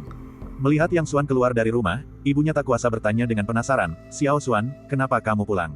Apakah semua pekerjaan rumahmu sudah selesai?" Yang Xuan tidak ingin ibunya mengetahui perubahannya, jadi dia dengan santai menjawab, tidak banyak yang bisa dilakukan hari ini." Lalu dia menambahkan, "Aku akan pergi ke rumah paman keenam sebentar." Nyonya Qian tidak curiga sama sekali. "Silakan, tapi jangan lupa kembali untuk makan malam." Yang Xuan mengangguk dan menjawab. Paman keenam adalah murid generasi kedua dari keluarga tersebut, dan dia selalu merawat Yang Xuan dan ibunya dengan baik. Dia memiliki kultivasi puncak tingkat 8 kekuatan batin, di ambang terobosan ke tingkat 9, menjadikannya salah satu ahli utama keluarga Yang Xuan. Saat Yang Xuan sedang berjalan, sebuah suara jernih tiba-tiba terdengar dari belakangnya. Yang Xuan menoleh dan melihat Yang Jiaxue bergegas menyusuri koridor, perhiasan gioknya bergemerincing merdu, yang cukup menyenangkan untuk didengar. Yang Jiaxue adalah putri dari kepala klan saat ini, Yang Qingshan. Dia baik hati dan mudah didekati, sangat dicintai oleh semua orang. Di seluruh keluarga Yang, selain paman keenam Yang Qingsu, hanya dia yang sangat baik kepada Yang Xuan. "Yang Xuan, kau mau pergi kemana? Tidakkah kau tahu kepala klan sudah mengeluarkan perintah penahanan? Perintah kurungan," kata Yang Xuan, "tidak ada yang memberitahuku." Yang Jiaxue tiba-tiba menyadari bahwa mengingat status Yang Xuan di keluarga, yang tidak berbeda dengan seorang pelayan, wajar jika tidak ada yang akan datang untuk memberitahunya. Bahkan dirinya sendiri, bukankah seharusnya dia memanggilnya kakak ke-12? Tapi kapan dia pernah memanggilnya begitu? Yang Jiaxue menggelengkan kepalanya, mengusir pikiran itu dari benaknya, dan berkata, kepala klan telah mengeluarkan perintah pengurungan, menginstruksikan semua murid langsung klan untuk tetap berada di kediaman mereka, berlatih dengan tekun, dan tidak berkeliaran dengan bebas. Yang Jiaxue bergumam sendiri sejenak, lalu menatap Yang Xuan, hendak mengatakan sesuatu, tetapi tatapannya tiba-tiba berkedip, seolah-olah dia telah menemukan sesuatu. Dia bahkan mengeluarkan gumaman pelan, lalu menopang siku kanannya dengan tangan kiri, dan dagunya dengan tangan kanan, memasang ekspresi termenung, dan mengelilingi Yang Xuan. Yang Xuan bingung dengan gerakannya yang berputar-putar dan menatapnya dengan aneh. Setelah berputar-putar cukup lama, Yang Jiaxue akhirnya bertanya dengan penasaran, "Yang Xuan, sepertinya kau menjadi lebih cantik." Yang Xuan benar-benar bingung. Yang Jiaxue menatap Yang Xuan dengan saksama lagi, lalu mengangguk setuju, matanya berbinar-binar, dan dia bertanya dengan penuh harap, "Kau benar-benar menjadi lebih putih. Cepat, beritahu aku, bagaimana kau bisa menjadi lebih putih?" Yang Xuan. Yang Jiaxue terus mendesak, "Katakan padaku, bagaimana kamu tiba-tiba menjadi lebih cantik?" Yang Xuan menggelengkan kepalanya sambil tersenyum getir, "Yah, mungkin karena aku sudah lama tidak terkena sinar matahari." "Ya, memang begitu, kau tahu, kulit orang akan lebih cerah jika sudah lama tidak terkena sinar matahari." "Benarkah begitu?" Yang Jiaxue menatap Yang Xuan dengan curiga. Yang Xuan mengangguk, "Aku belum banyak berjemur di bawah sinar matahari beberapa hari terakhir ini." Yang Jiaxue setengah yakin dan dengan enggan menerima jawaban itu, sambil berkata dengan kecewa, "Kukira kau menggunakan obat pemutih baru." Jelas sekali dia tidak mempertimbangkan bahwa meskipun tidak terpapar sinar matahari dapat membuat kulit seseorang lebih cerah, hal itu tidak bisa terjadi dalam semalam. Yang Xuan terdiam. "Aku akan kembali." Yang Jiaxue sejenak melupakan masalah itu dan berkata dengan khawatir, kau juga harus segera kembali. Jika para tetua melihatmu, mereka akan menghukummu lagi. Yang Xuan mengangguk setuju. Yang Jiaxue menatap Yang Xuan dengan keraguan yang kembali muncul. Ia selalu merasa bahwa Yang Xuan berbeda dari sebelumnya, tetapi ia tidak bisa menjelaskan dengan tepat bagaimana perbedaannya. Ia menggelengkan kepalanya, sedikit keraguan masih tersisa, lalu berbalik untuk pergi. Yang Xuan diam-diam menghela napas lega, menggelengkan kepalanya, dan melanjutkan perjalanan menuju kediaman Paman ke-6. Keluarga yang adalah salah satu dari 4 keluarga besar di kota Taiping. Wilayah kekuasaan mereka sangat luas, mencapai beberapa ratus hektar. Kediaman Yang Qingsu terletak di sisi barat wilayah kekuasaan keluarga tersebut. Meskipun tidak jauh, Yang Xuan tetap berjalan cukup lama sebelum sampai. Begitu memasuki gerbang halaman, ia melihat Paman ke-6 sedang berlatih serangkaian teknik tinju di halaman. Gerakan tinjunya lebar dan menyapu, seperti naga yang melompat dan harimau yang menerkam, dengan aura yang menakjubkan. Yang Xuan tak kuasa menahan rasa terpikatnya. 6. Pada saat itu, Paman ke-6-nya tiba-tiba menerjang ke depan seperti anak panah, tinju kirinya menempel di dada, dan tinju kanannya mengayun seperti harimau ganas yang keluar dari kandangnya. Saat kekuatan pukulannya mencapai puncaknya, dia tiba-tiba menariknya kembali. Kemudian dia melangkah maju dengan kaki kirinya, mengayunkan tinju kirinya lurus ke depan dari dadanya, sambil menghembuskan napas dan berteriak. Ham! Dengan raungan itu, tinju kirinya meledak seperti petasan, menghantam batu kultivasi yang berdiri di halaman dalam kilatan petir. Ledakan. Batu kultivasi, sekeras baja, seketika hancur berkeping-keping. Pecahan batu beterbangan, menghantam dinding dan meninggalkan lubang dengan kedalaman yang berbeda-beda. Bagus, Yang Xuan tak kuasa menahan diri untuk bersorak. Yang Qingsu mendengarnya, menghentikan kultivasinya, dan tertawa, dasar bocah, apa yang kau tahu tentang kebaikan? Setelah berbicara, dia teringat bahwa Yang Xuan tidak bisa mengkultivasi keterampilan bela diri dan diam-diam mengutuk dirinya sendiri karena keceplosan. Dia segera mengganti topik pembicaraan, Xiao Xuan, mengapa kau punya waktu untuk mengunjungi Paman ke-6-mu hari ini? Bagaimana mungkin Yang Xuan tidak menyadari perubahan ekspresi Paman ke-6-nya? Sebuah kehangatan menyebar di hatinya. Di seluruh keluarga, hanya Paman ke-6-nya yang benar-benar peduli padanya. Paman ke-6, teknik tinju macam apa yang baru saja kau lakukan? Itu sangat kuat, tanya Yang Xuan dengan penasaran. Yang Qingsu menatapnya dengan aneh. Yang Xuan terlahir dengan tubuh sampah tubuh yang tidak berguna, dan bahkan belum berhasil mengembangkan lapisan dasar pertama kekuatan batin dalam 9 tahun. Dia biasanya tidak pernah bertanya tentang teknik tinju atau seni pedang ini, jadi mengejutkan bahwa dia tertarik hari ini. Meskipun aneh, dia tidak mencurigai hal lain, berpikir bahwa Yang Xuan hanya penasaran untuk saat ini. Ini adalah jurus bela diri berbasis tinju tingkat menengah yang disebut tinju raungan harimau. Setelah dikuasai, pukulanmu akan seperti harimau, sangat kuat. Aku baru saja mulai mempelajarinya, baru sedikit memahami esensinya. Harimau mengaum kepalan tangan. Yang Xuan memandang batu-batu yang berserakan di halaman dan menghela napas, bahkan sekilas esensinya memiliki kekuatan yang begitu besar. Benar-benar sesuai dengan namanya raungan harimau. Aku penasaran seperti apa jadinya setelah mencapai prestasi utama. Yang Qingsu mengambil handuk, menyeka tangannya, berjalan ke bangku batu di dekatnya, dan duduk, memberi isyarat kepada Yang Xuan untuk duduk juga. Adapun batu-batu yang berserakan, para pelayan akan datang untuk membersihkannya. Memang benar, tetapi mencapai prestasi utama dalam teknik tinju bukanlah hal yang mudah. Apalagi keluarga yang kita, bahkan di seluruh kota Taiping, siapa yang berhasil mengembangkan keterampilan bela diri mereka hingga prestasi utama. Yang Xuan tiba-tiba tertarik dan berkata, Paman ke-6, bagaimana teknik kultivasi dan keterampilan bela diri diklasifikasikan? Karena kamu ingin mendengarnya, aku akan menjelaskannya secara detail. Yang Qingsu menyesap teh sebelum berkata, sebenarnya, dao seni bela diri terbagi menjadi internal dan eksternal. Secara internal, seseorang mengembangkan kekuatan batin, secara eksternal, seseorang berlatih keterampilan bela diri. Kekuatan batin sudah jelas, keterampilan bela diri meliputi teknik tinju, teknik telapak tangan, teknik kaki, dan pertarungan tangan kosong lainnya, serta seni pedang, seni saber, dan pertarungan berbasis senjata lainnya. Saya tidak akan menyebutkan semuanya satu persatu. Singkatnya, semua variasi pada akhirnya termasuk dalam kategori gerakan keterampilan bela diri. Kekuatan batin dan keterampilan bela diri saling melengkapi dan sangat diperlukan. Pengembangan kekuatan batin dan keterampilan bela diri umumnya dibagi menjadi 5 atribut, logam, kayu, air, api, dan tanah. Paman ke-6 saya mengembangkan teknik pengembangan kekuatan batin dengan atribut logam, dan tinju raungan harimau termasuk dalam keterampilan bela diri dengan atribut logam. Dao seni bela diri ini luas dan mendalam, terbagi menjadi yang diperoleh dan bawaan. Ada terdapat 10 lapisan dalam alam yang diperoleh, setiap lapisan merupakan sebuah langkah. Selama bakat seseorang mencukupi, berkultivasi hingga puncak lapisan ke-10 hanyalah masalah waktu. Setelah mencapai puncak lapisan ke-10, satu langkah lagi memungkinkan masuk ke alam bawaan. Bakat bawaan, mata Yang Xuan berbinar. Yang Qingsu menggelengkan kepalanya, seolah menghela napas panjang, di atas puncak lapisan ke-10 yang diperoleh, seseorang dapat memasuki alam bawaan dan menjadi ahli bawaan. Hanya saja, Yang Qingsu menghela napas lagi, langkah sederhana ini telah membingungkan banyak pahlawan sepanjang sejarah. Puncak mudah dicapai, tetapi bakat bawaan sulit ditemukan. Sepanjang waktu, berapa banyak ahli tingkat 10 yang telah mencapai puncak terjebak pada langkah ini, tidak dapat menemukan jalan, dan akhirnya mati karena frustrasi. Mereka yang berhasil adalah 1 dari 10.000, 1 dari 10.000. Setelah sekian lama, Yang Qingsu akhirnya menenangkan diri dan menatap Yang Xuan, lalu berkata, mengapa aku menceritakan semua ini padamu? Lagi pula, kau, aduh, Xiao Xuan, apa rencanamu? Maksudku, setelah setahun, bagaimana kalau aku memohon kepada kepala klan untuk memberimu toko kecil agar kau bisa mencari nafkah? Lalu kau bisa menikah dan punya anak, itu bukan hal yang buruk. Yang Xuan menggelengkan kepalanya. Seandainya dia tidak mengalami kekacauan semalam, pengaturan seperti itu mungkin merupakan hasil terbaik baginya. Namun, dia sudah berbeda sekarang. Paman ke-6, aku punya rencana sendiri. Yang Qingsu menghela napas panjang. Dia telah menyaksikan Yang Xuan tumbuh dewasa, menderita kesulitan sejak kecil. Seperti kata pepatah, anak-anak dari keluarga miskin belajar mandiri sejak dini. Bertahun-tahun mengalami penghinaan dan penantian telah membentuk karakter yang tangguh pada anak ini, meskipun dia tidak tahu apakah itu berkah atau kutukan.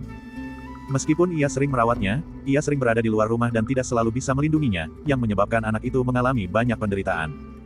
Sayangnya, semua itu terjadi karena saudara laki-lakinya meninggal terlalu cepat. Paling banter, dia akan diam-diam membagikan sebagian harta keluarga kepada ibu dan anak yang malang itu, agar mereka tidak kelaparan atau ditinggal sendirian. Oh iya, Xiao Xuan, ada apa kau menemuiku? Yang Qingsu mengganti topik pembicaraan. Yang Xuan mengumpulkan pikirannya dan berkata, Paman ke-6, saya ingin mengajukan beberapa pertanyaan kepada Anda. Pertanyaan apa? Tanya Yang Qingsu dengan santai. Yang Xuan berpikir sejenak sebelum berkata, Paman ke-6, seperti apa sebenarnya kekuatan batin di dalam tubuh? Yang Qingsu memandang Yang Xuan dengan aneh, tetapi kemudian teringat bahwa anak ini lahir dengan tubuh yang lemah dan tidak dapat mengembangkan kekuatan batin, jadi tidak aneh jika dia penasaran. Dia berkata, kekuatan batin tidak berbentuk dan tidak berwarna, bersemayam di dalam dantian dan mengalir melalui meridian. Saat diam, ia seperti ki yang tak terlihat, mengisi dantian. Saat bergerak, ia seperti air yang mengalir, langsung mencapai semua anggota tubuh dan tulang di sepanjang meridian. Ketika dikembangkan ke tingkat yang mendalam, melukai musuh hanya tinggal selangkah lagi. Yang Xuan mengangguk lalu bertanya, apakah ada kekuatan batin berwarna putih atau emas? Yang Qingsu menggelengkan kepalanya dan berkata, bagaimana mungkin kau memiliki gagasan aneh seperti itu? Kekuatan batin tidak berbentuk dan tidak berwarna, jadi bagaimana mungkin ia memiliki warna? Bahkan bukan bawaan. Yang Qingsu ragu-ragu, lalu berkata, meskipun aku belum pernah melihat ahli bawaan, catatan keluarga memuat beberapa penyebutan tentang bawaan, tetapi aku belum pernah mendengar kekuatan batin memiliki warna apapun. Oh, Yang Xuan mengangguk, ragu-ragu, lalu dengan hati-hati bertanya, Paman ke-6, pernahkah Anda mendengar tentang kekuatan batin yang membentuk pusaran ki di dantian?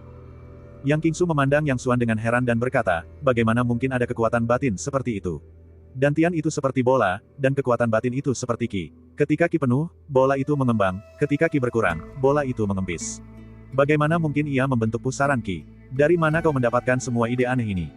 Yang Xuan berpikir dalam hati, jika tidak ada kekuatan batin seperti pusaran ki, lalu apa yang ada di dantianku? Namun, dia tentu tidak bisa mengatakan yang sebenarnya kepada Yang Qingsu.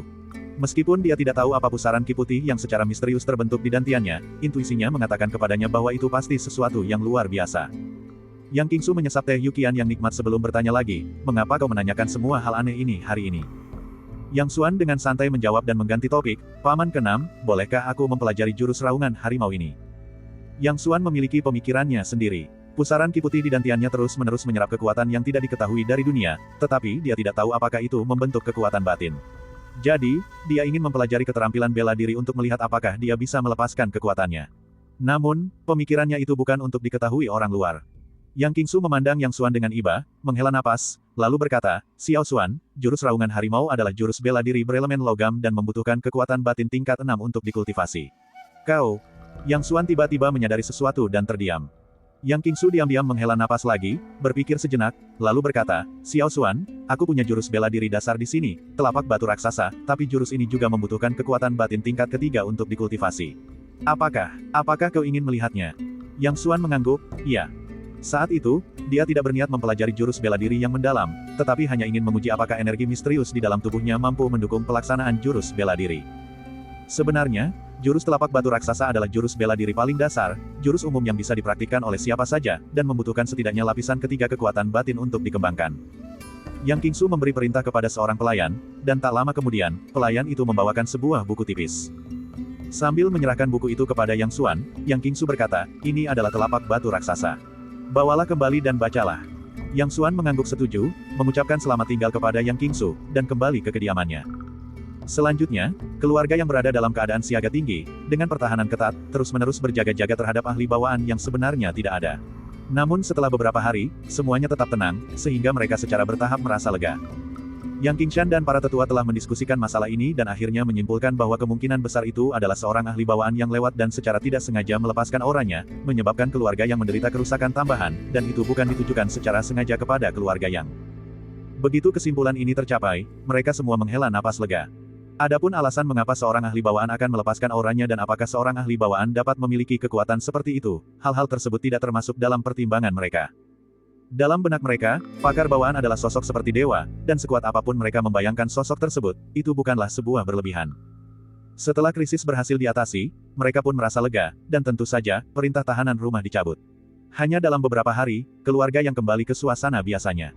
Yang Xuan memperoleh jurus bela diri telapak batu raksasa dari Yang Qingsu dan mempraktikkannya dengan berbagai cara selama beberapa hari terakhir, namun dia sama sekali tidak bisa memahami metodenya. Ketika dia mencoba mengalirkan kekuatan misterius di dalam tubuhnya sesuai dengan jalur aliran telapak batu raksasa, kekuatan misterius itu tetap tidak bergerak sama sekali. Setelah beberapa kali mencoba, hasilnya selalu sama, dan akhirnya dia harus menyerah. Dengan demikian, Yang Xuan sampai pada sebuah kesimpulan, kekuatan tak dikenal di dalam tubuhnya jelas bukan kekuatan batin. Mengenai apa sebenarnya itu, dia tidak tahu sama sekali. Namun, tidak ada keraguan bahwa kekuatan yang tidak dikenal itu sangat dahsyat. Yang Xuan diam-diam membandingkannya. Sebuah serangan biasa darinya sekarang kira-kira setara dengan, atau bahkan sedikit lebih kuat dari, kekuatan batin di lapisan kelima. Kesimpulan ini mengejutkan sekaligus menyenangkan hatinya, tetapi juga menghadirkan dua masalah baru. Salah satu pertanyaannya adalah bagaimana terus menyerap energi yang tidak dikenal ini agar menjadi lebih kuat. Kekuatannya, yang setara dengan kekuatan batin tingkat kelima, adalah kekuatan umum di keluarga yang, hanya dianggap sebagai tingkat pemula, dan tentu saja tidak dahsyat.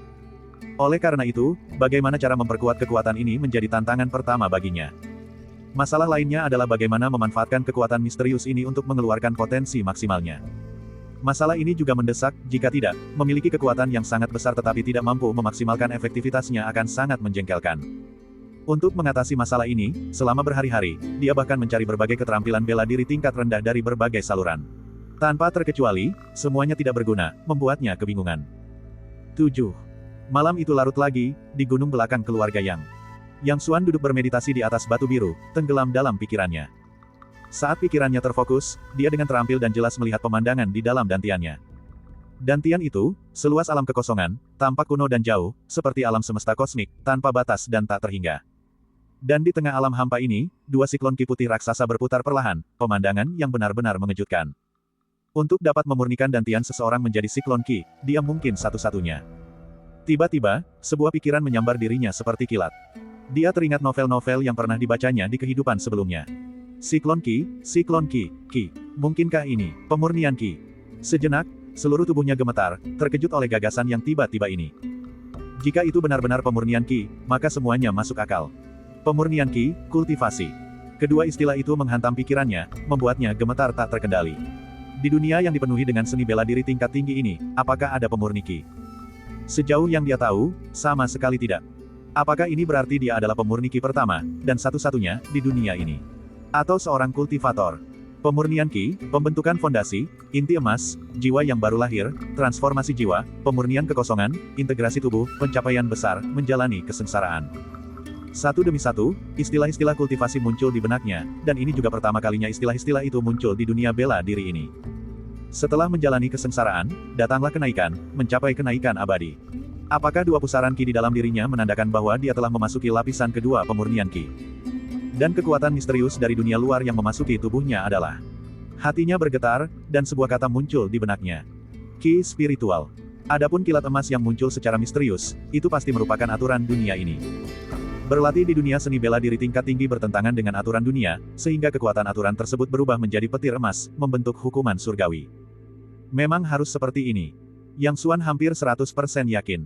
Alasan dia tidak pernah memikirkan kultivasi sebelumnya adalah karena prasangka, pemikirannya terbatas oleh dunia bela diri tingkat tinggi ini, dan dia sama sekali tidak mempertimbangkan hal ini. Kini, pikirannya akhirnya terbebas. Hati Yang Xuan bergejolak, dan dia sangat bersemangat hingga tak bisa mengendalikan diri, pikirannya kacau, namun benar-benar kosong. Setelah sekian lama, akhirnya dia berhasil menenangkan diri dan menstabilkan emosinya. Dia tidak lagi bingung. Meskipun dia tidak tahu mengapa dia tiba-tiba mulai berlatih kultivasi di dunia bela diri ini, fakta bahwa dia telah memperoleh kekuatan tidak dapat disangkal. Bagaimana jika dia tidak bisa berlatih seni bela diri? Bagaimana jika dia terlahir dengan tubuh yang tidak berguna, Weiss? Saya tidak bisa berlatih seni bela diri, tetapi saya bisa bercocok tanam. Bagaimana jika mereka memiliki kekuatan batin puncak? Bagaimana jika mereka adalah ahli bawaan? Bahkan langit pertama, 3 bunga yang berkumpul di mahkota, 5 penyatuan ki, apa artinya semua itu di hadapan seorang kultivator? Setelah tenang, dia menemukan masalah baru. Mengenai kultivasi, dia hanya mengetahui beberapa alam kultivasi, tetapi bagaimana cara kultivasi, dia sama sekali tidak tahu. 4 metode utama kultivasi, kekayaan, pendamping Dao, teknik kultivasi, dan tanah. Dia tidak memiliki satupun dari itu. Soal kekayaan, tentu saja, dia sangat miskin. Pendamping Dao, sudah dikatakan bahwa dia adalah satu-satunya kultivator, di mana dia akan menemukan pendamping Dao. Terlebih lagi, lahan sama sekali tidak mungkin didapatkan. Dia bahkan tidak memiliki teknik kultivasi yang paling penting. Dia tidak mengetahui teknik kultivasi apapun, bahkan teknik kultivasi terendah dan paling dasar sekalipun. Menghadapi begitu banyak masalah, mata Yang Xuan menunjukkan tekad yang kuat. Bagaimana jika dia tidak punya apa-apa? Bagaimana jika dia tidak tahu apa-apa? Bertahun-tahun mengalami penghinaan telah memenuhi hatinya dengan kerinduan akan kekuasaan. Sekarang setelah dia akhirnya melihat secercah harapan, bagaimana mungkin dia menyerah? Yang Xuan tanpa ekspresi, tatapannya menembus langit malam, tertuju pada kejauhan yang tak dikenal. Pengembangan diri, mengembangkan jati diri sejati, mengembangkan hati yang asli. Jika tidak ada jalan, maka saya akan membuat jalan. Jika tidak ada Dao, aku akan menciptakan Dao. Aku punya Daoku sendiri. Yang Xuan bergumam pada dirinya sendiri, pusaran ki masih berputar, memancarkan aura misterius. Yang Xuan tak kuasa mengingat kembali perubahan mendadak malam itu. Pertama, pikirannya terguncang, dipenuhi dengan keengganan dan kesedihan, kemudian pusaran ki mulai berputar dengan kecepatan tinggi, diikuti oleh ki spiritual yang mengalir ke dalam tubuhnya, memasuki pusaran ki, dan pusaran ki itu, pada gilirannya, tumbuh semakin kuat sedikit demi sedikit. Tunggu. Tiba-tiba, mata Yang Xuan berbinar, dan kilat menyambar pikirannya. Pada saat itu, di tengah gejolak pikirannya, siklon ki mulai mempercepat putarannya. Dan saat siklon ki mempercepat putarannya, ki spiritual melonjak masuk. Kemudian petir emas yang dihasilkan dari alam void mulai menyambar siklon ki, dan akhirnya, siklon ki bermutasi, berevolusi dari 1 menjadi 2. Setelah menyusun pikirannya, Yang Xuan melanjutkan perenungannya. Dengan demikian, kunci pertumbuhan siklon ki adalah sejumlah besar ki spiritual eksternal yang masuk ke dantian, dan untuk membuat sejumlah besar ki spiritual masuk ke dantian, siklon ki yang ada harus mempercepat rotasinya. Mata Yang Xuan semakin bersinar terang, memancarkan cahaya cemerlang di tengah malam yang gelap. Jika mempercepat rotasi siklon ki pada akhirnya dapat menyebabkan mutasi, maka kunci untuk mempercepat siklon ki adalah.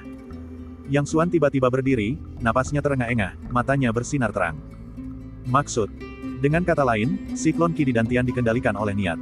Wajah Yang Xuan menunjukkan kegembiraan, dia merasa seolah-olah telah meraih sesuatu.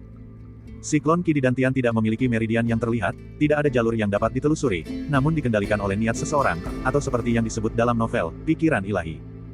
Pengembangan diri dan pemurnian tubuh, pikiran ilahi didahulukan. Setelah sampai pada kesimpulan ini, Yang Xuan langsung merasa gembira, jantungnya berdebar kencang. Dia segera bertindak sesuai pikirannya, duduk bersila di tanah, pikirannya tenggelam ke dalam dantiannya, pikirannya sangat terfokus. Dalam sekejap, ia dapat memusatkan pikirannya, seolah-olah itu adalah kemampuan bawaan, atau seolah-olah ia telah melatihnya ribuan kali, ketika ia ingin melakukannya, ia melakukannya secara alami.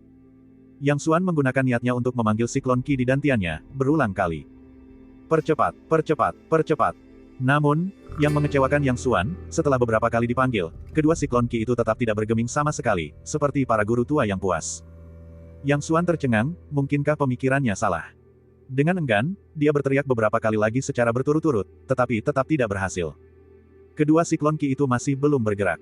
Tak berdaya, Yang Xuan terpaksa menarik niatnya dari dantiannya. Sebelum pergi, tanpa alasan yang jelas ia teringat bagaimana siklon ki berputar liar malam itu. Sesaat kemudian, kedua siklon ki, yang tadinya seperti guru-guru tua, tiba-tiba mulai berakselerasi dengan kecepatan yang terlihat jelas. Aku mengerti, kegembiraan terpancar di mata Yang Xuan. Untuk mengendalikan siklon ki dengan niat, seseorang hanya perlu memiliki pikiran seperti itu dalam benaknya, sama seperti otak mengendalikan lengan. Tidak perlu melakukan atau mengatakan apapun secara sengaja, seseorang hanya perlu mengeluarkan perintah seperti itu, dan siklon ki akan merespons secara alami seperti perpanjangan lengan, berubah dengan bebas. Saat pikiran itu muncul, kedua pusaran ki tiba-tiba berputar liar, semakin cepat dan semakin cepat, hingga dalam waktu singkat, mereka berubah menjadi hamparan kabut putih yang luas. Bersamaan dengan berputarnya dua pusaran ki yang dahsyat, ki spiritual eksternal akhirnya muncul. Tidak seperti sebelumnya, kali ini, ki spiritual membentuk dua pusaran transparan besar di atas kepala Yang Xuan. Dengan terbentuknya pusaran-pusaran raksasa itu, kekuatan yang tak tertandingi mulai mengalir deras ke dalam dantian Yang Xuan. Energi spiritual mengalir masuk seperti banjir yang meluap. Setelah diserap oleh kedua energi tersebut, akhirnya energi itu meluas dengan kecepatan yang terlihat. Yang Xuan duduk bersila, kedua tangannya bertumpu pada lutut, telapak tangan menghadap ke atas. Energi spiritual langit dan bumi tak terbatas, mengalir tanpa henti, meluap liar ke dalam tubuh Yang Xuan. Sesaat kemudian, di alam hampa, kilat keemasan akhirnya muncul. 1, 2, 100, 10.000.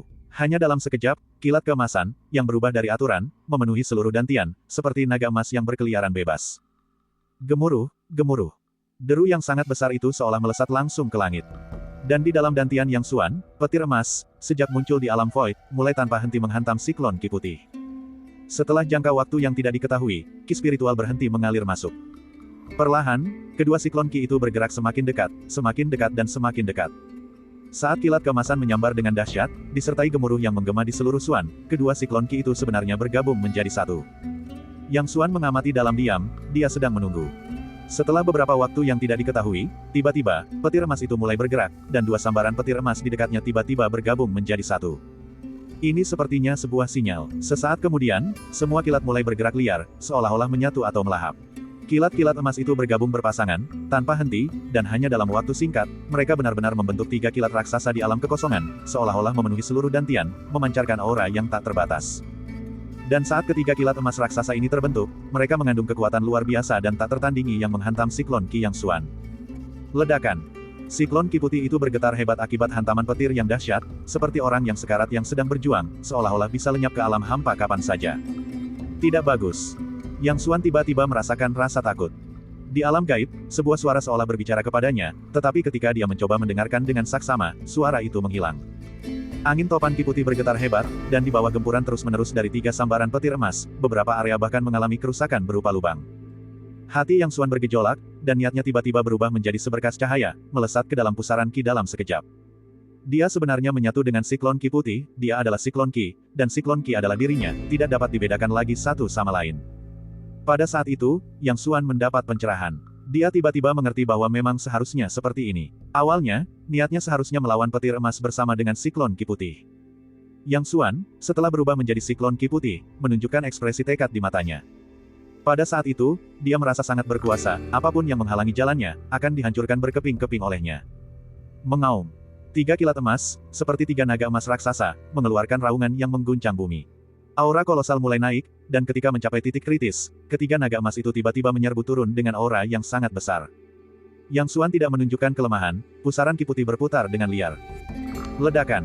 Sesaat kemudian, pusaran ki putih, yang sudah terdiri dari pecahan-pecahan tak terhitung jumlahnya, tiba-tiba berputar dengan niat Yang Xuan sebagai pusatnya.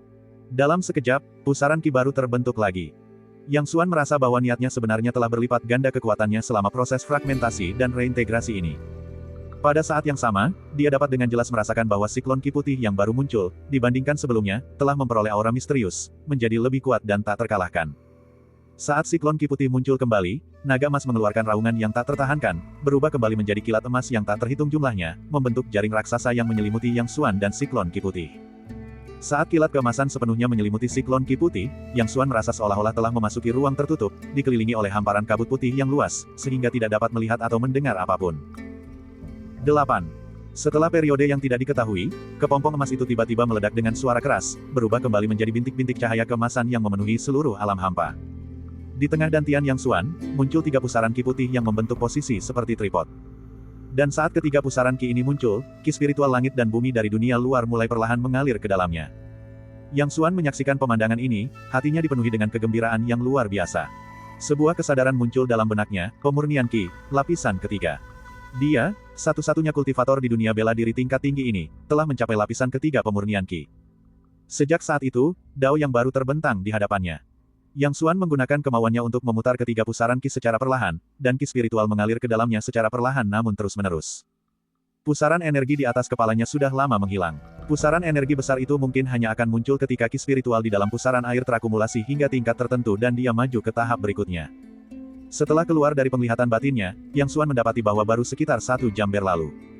Tatapannya menyapu sekeliling, dan Yang Xuan langsung merasakan perbedaan. Saat matanya mengamati sekeliling, objek-objek di sekitarnya tampak sangat jelas, memberinya sensasi baru. Pada saat yang sama, indranya menjadi sangat tajam, bahkan memungkinkannya untuk merasakan hembusan angin yang menggerakkan dedaunan. Kemajuan ini tidak hanya membawanya ke lapisan ketiga pemurnian Qi, tetapi juga membawa manfaat luar biasa bagi jiwa Yang Xuan, membuat tekadnya semakin kuat. Namun, mengingat kembali apa yang baru saja terjadi, gelombang ketakutan yang berkepanjangan menyelimutinya. Bergulat dengan aturan-aturan dunia, sekadar memikirkannya saja membuatnya menyadari bahaya yang sangat besar. Pada saat ini, dia mengerti bahwa kekuatannya saat ini masih terlalu lemah untuk menarik perhatian aturan. Seiring bertambahnya kekuatannya, aturan yang dikenakan padanya akan menjadi semakin kuat, hingga akhirnya ia hancur lebur oleh aturan tersebut atau ia melampaui aturan dunia ini. Tidak ada kemungkinan rekonsiliasi antara keduanya. Namun, dia tidak menyesal. Jika diberi pilihan lain, meskipun mengetahui bahaya yang sangat besar, dia tetap akan melakukan hal yang sama. Tidak ada yang namanya makan siang gratis di dunia ini. Untuk mencapai keuntungan besar, seseorang harus melakukan pengorbanan besar. Setelah metode tersebut dipahami, sisanya akan berjalan dengan sendirinya.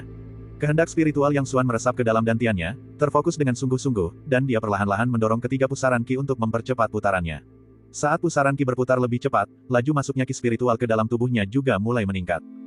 Saat Qi spiritual mengalir masuk, masing-masing dari tiga pusaran Qi melepaskan aliran Qi spiritual, yang beredar melalui anggota tubuh dan tulangnya, menyehatkan tubuhnya sedikit demi sedikit, membuatnya lebih kuat dan lebih lincah. Bulan bersinar terang, angin sepoi-sepoi bertiup, dan sekitarnya sunyi, kecuali suara gemerisik dedaunan. Yang Xuan duduk tenang di tanah, matanya sedikit terpejam, dan di antara setiap tarikan napas, aura misterius terpancar darinya.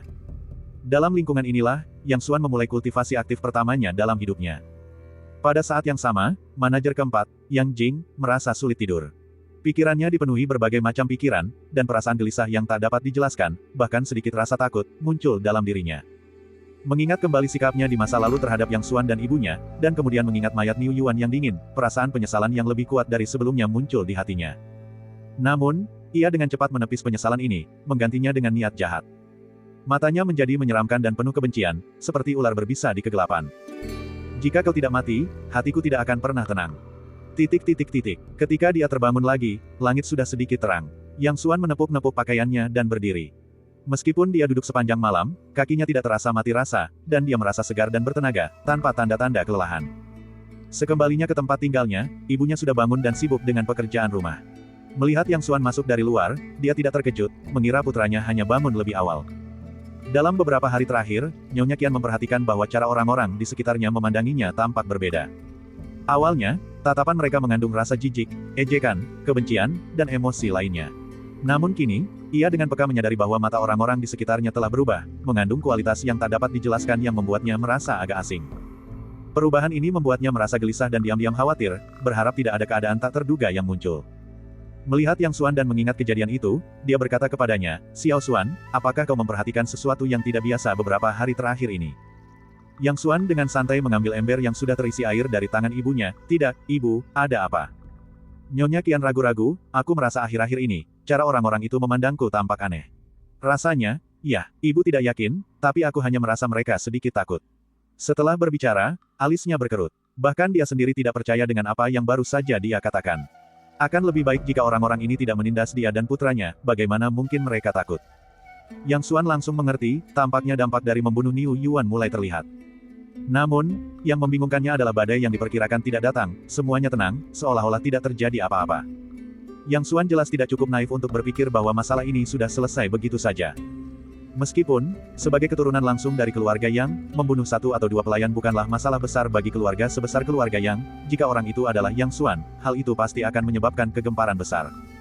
Namun, ketenangan saat ini selalu membuatnya merasa bahwa itu hanyalah ketenangan sebelum badai. Yang Xuan, tentu saja, tidak akan mengatakan yang sebenarnya kepada ibunya, karena itu hanya akan membuatnya cemas. Ia dengan santai menghibur ibunya selama beberapa saat, mengambil ember kayu, dan memulai pekerjaannya hari itu. Hari-hari berikutnya tetap tenang. Namun, setiap kali para pelayan melihat Yang Xuan, mereka selalu menundukkan kepala dan menghindarinya. Jika mereka tidak bisa menghindarinya, mereka juga akan menundukkan pandangan dan menjadi sangat hormat. Selama hari-hari itu, dia juga tidak berhenti berlatih, terus menyerap ki spiritual setiap malam. Namun, sejak hari itu, dia tidak pernah pergi ke gunung belakang lagi, melainkan memilih untuk berkultivasi di dalam kamarnya. Sekarang, masalah besar yang dihadapinya adalah bagaimana memanfaatkan ki spiritual. Meskipun sekarang dia bisa melepaskan kekuatan luar biasa dengan sekali serangan, dia tahu dalam hatinya bahwa para kultivator memiliki banyak teknik, bukan hanya kekuatan fisik semata. Namun, sebagai satu-satunya kultivator di dunia ini, di mana dia bisa menemukan teknik kultivasi sihir Taois. Suatu sore, ia sedang memotong kayu bakar di halaman. Kapak yang berkilauan diangkat tinggi, memantulkan cahaya matahari, lalu dengan cepat diturunkan dengan bunyi, tuek, membelah sebatang kayu menjadi dua.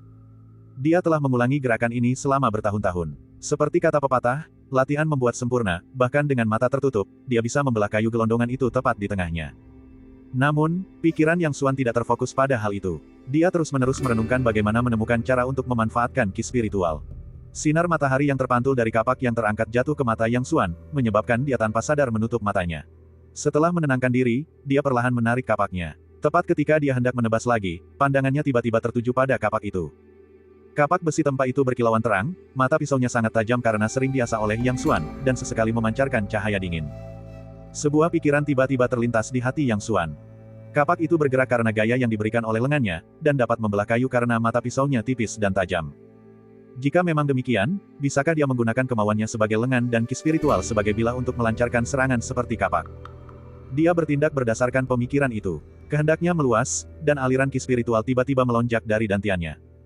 Berhasil, Yang Xuan tidak berani lengah dan terus memfokuskan pikirannya. Energi spiritual muncul di depan tubuhnya.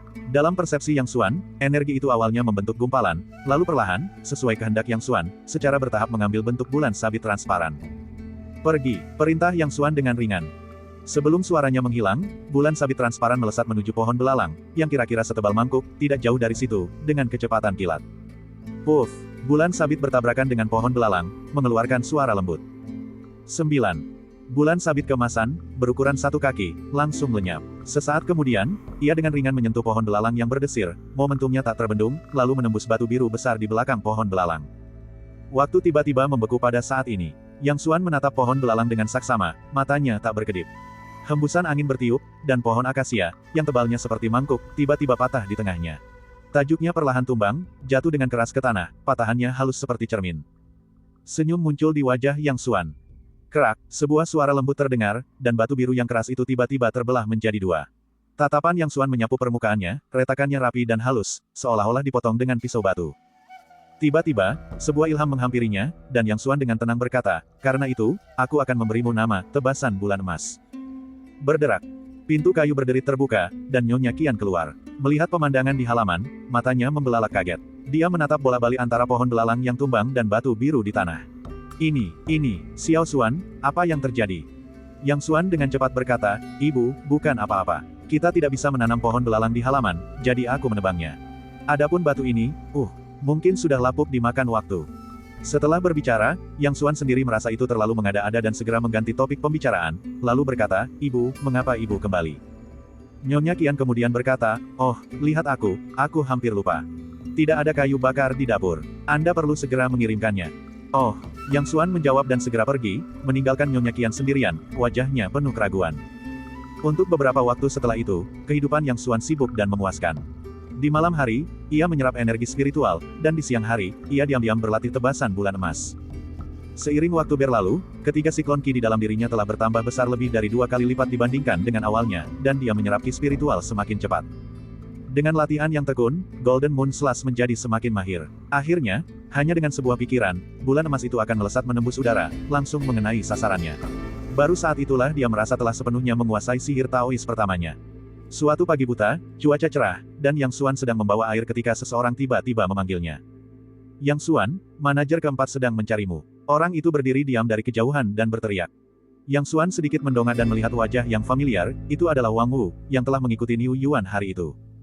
Saat itu, dia menatap Yang Xuan dengan sedikit rasa takut, tatapannya berkedip ragu-ragu. Yang Xuan meletakkan ember kayu itu dan melirik Wang Wu. Wang Wu terhuyung mundur beberapa langkah, wajahnya langsung pucat pasi, dan dia tergagap, Kau, apa yang ingin kau lakukan? Jangan mendekat." "Di mana dia?" Suara Wang Wu bergetar, di hutan bambu di kaki gunung belakang. Setelah berbicara, dia melarikan diri dengan panik. Meskipun Yang Xuan adalah keturunan langsung dari keluarga Yang, tuan muda ke-12, ia juga terlahir dengan tubuh sampah tubuh yang tidak berguna. Setelah 9 tahun berlatih, ia bahkan belum mencapai tingkat pertama kekuatan batin, dan karenanya, ia menjadi seorang pelayan, di bawah yurisdiksi manajer keempat Yang Jing. Niu Yuan adalah bawahan Yang Jing yang cakap, dan diandalkan sebagai tangan kanannya. Awalnya, Yang Xuan mengira Yang Jing akan segera membuat masalah, tetapi dia tidak menyangka Yang Jing begitu sabar, baru bertindak hari ini. Namun, saat ini, mengapa Yang Xuan harus gentar? Dia hanya mencari seseorang untuk menguji kemampuannya, dan seseorang telah datang sendiri ke depan pintunya. Memikirkan hal itu, secerca rasa dingin terlintas di matanya, dan dia mengangkat kakinya, menuju ke gunung di belakang. Hutan bambu di gunung belakang itu terpencil dan jarang dikunjungi. Yang Xuan sering pergi ke sana untuk menggali rebung dan sayuran liar, jadi dia sangat mengenalnya. Dalam sekejap, dia sampai di tujuannya. Begitu memasuki hutan bambu, ia langsung melihat Yang Jing berdiri dengan tangan di belakang punggung, membelakanginya, seolah sedang mengagumi rimbunnya bambu. Mendengar langkah kaki Yang Xuan, Yang Jing perlahan berbalik, matanya menunjukkan ekspresi yang rumit. Setelah beberapa saat, tiba-tiba ia berkata, "Tuan muda ke-12, aku ingat menggendongmu saat kau baru lahir." 15 tahun telah berlalu dalam sekejap mata. Yang Xuan tidak menjawab, hanya menatap Yang Jing dengan dingin. Yang Jing tidak keberatan dan melanjutkan, "Saat itu, Tuan kelima masih hidup, dan kau juga seorang tuan muda, yang disayangi dan dimanjakan. Hanya saja." Yang Jing menggelengkan kepalanya, seolah menghela napas, hanya saja, keadaan tak terduga memang terjadi. Siapa sangka tuan kelima akan gugur dalam pertempuran. Hati Yang Xuan bergejolak, penyebab kematian ayahnya selalu menjadi misteri, dan tidak ada seorang pun yang pernah memberitahunya. Dia telah bertanya kepada ibunya, tetapi ibunya tetap diam, menghindari topik tersebut. "Bagaimana ayahku meninggal?" tanya Yang Xuan. Yang Jing tidak menjawab, tetapi melanjutkan, "Awalnya, bahkan jika guru kelima meninggal dunia, dengan garis darah keluarga Yangmu, kau tidak akan jatuh ke keadaan seperti ini. Hanya saja." Secerca ejekan muncul di mata Yang Jing, "Kau ternyata terlahir dengan tubuh yang tidak berguna, orang yang tidak becus, yang setelah 9 tahun berlatih, bahkan belum bisa mencapai tingkat pertama kekuatan batin. Keturunan langsung dari keluarga Yang, namun tidak berguna. Kurasa bahkan tuan kelima pun tidak menyangka hal itu." Ekspresi Yang Jing menjadi aneh, seolah tidak percaya, dan dia melanjutkan, "Tapi orang tak berguna ini membunuh Niu Yuan. Niu Yuan, yang berada di tingkat ketiga kekuatan batin." Mata Yang Jing menjadi penuh kedengkian, "Bisakah kau memberitahuku alasannya?" Mata Yang Xuan menyipit, "Kau ingin membunuhku." Suara Yang Jing terdengar dingin saat mendengar ini, "Bagaimana aku memperlakukan ibumu dan kamu selama ini?" Yang Xuan tetap diam, tetapi secercah niat membunuh terlintas di matanya. Dia teringat kembali adegan-adegan dari masa kecilnya ketika Yang Jing memukuli dia dan ibunya dengan brutal. Saat itu ia masih muda, berada pada tahap perkembangan yang kritis, dan sering merasa lapar. Saat itu, Yang Jing hanyalah seorang pelayan biasa, yang sering menahan uang saku bulanan dan makanan Nyonya Qian. Suatu kali, Yang Xuan muda sangat lapar hingga tak tahan lagi. Setelah memakan roti terakhir di rumah, ia masih kelaparan. Nyonya Qian tak punya pilihan lain, pergi memohon kepada Yang Jing, tetapi malah dipukuli dengan brutal oleh Yang Jing menggunakan cambuk kulit. Yang Xuan mengikuti ibunya dan menyaksikan kejadian itu secara langsung. Dalam keputusasaan sesaat, ia menerjang ke depan, tetapi berulang kali dipukul oleh Yang Jing. Melihat ini, Nyonya Qian dengan erat melindungi Yang Xuan dalam pelukannya, sementara dirinya sendiri dipenuhi luka. Dia selalu menyimpan kejadian ini di dalam hatinya dan tidak akan pernah melupakannya. Yang Jing mengamati ekspresinya dan merasakan merinding di hatinya. Merasakan niat membunuh di mata Yang Xuan, dia mengerti bahwa konflik antara dirinya dan Yang Xuan sudah tidak dapat didamaikan lagi. Sekalipun dia tidak membunuh Yang Xuan akan membunuhnya. Serang duluan untuk mendapatkan keunggulan, serang belakangan untuk menderita. Pada saat itu, dia akhirnya memutuskan untuk mengambil risiko tersebut. Dia mencibir, berkata, "Bagaimana aku memperlakukanmu dan ibumu, kita berdua tahu. Sekarang, entah mengapa, kau benar-benar bisa mengkultivasi. Begitu kau mendapatkan perhatian keluarga, nasibku bisa dibayangkan, jadi." Mata Yang Jing gelap seperti air, "Jika kau tidak mati, hatiku tidak akan tenang." Yang Xuan berkata dengan dingin, "Jika kau membunuhku, apakah kau tidak takut keluarga yang ku akan menyelidikinya?" Yang Jing mencibir, "Bunuh kau, kubur kau di suatu tempat, lalu bunuh ibumu. Asalkan dilakukan tanpa jejak, dengan ibumu dan statusmu di keluarga Yang, siapa yang akan menyelidiki? Seiring waktu, itu akan berangsur-angsur dilupakan." Yang Xuan mencibir, "Sangat bodoh. Meskipun aku dan ibuku berstatus rendah, kami tetaplah keturunan langsung dari keluarga Yang. Jika kami tiba-tiba menghilang, apakah kau pikir tidak akan ada yang menyelidiki? Penyelidikan ini pasti akan mengungkap masalah Niu Yuan. Lalu, apakah kau pikir itu masih bisa disembunyikan?" Yang Jing terkejut. Ia memang tidak menyangka akan sejauh itu. Setelah berpikir matang, apa yang dikatakan Yang Xuan sangat masuk akal. Namun, dalam situasi ini, dia tidak bisa mundur. Anak panah sudah terpasang di tali busur, dan harus ditembakkan. Dia mengeraskan hatinya dan berkata, "Kamu tidak perlu mengkhawatirkan hal-hal ini." Saat dia berbicara, kekuatan batinnya yang berlapis 6 beredar dengan cepat, menyebabkan bambu hijau di sekitarnya bergoyang. Sesaat kemudian, Yang Jing sedikit menekuk lututnya, dan seluruh tubuhnya, seperti anak panah yang dilepaskan dari busur, seketika menutupi dua zang, muncul di hadapan Yang Xuan, dan melayangkan pukulan palu ke arah leher Yang Xuan. Jurus bela diri elemen bumi, tinju batu besar.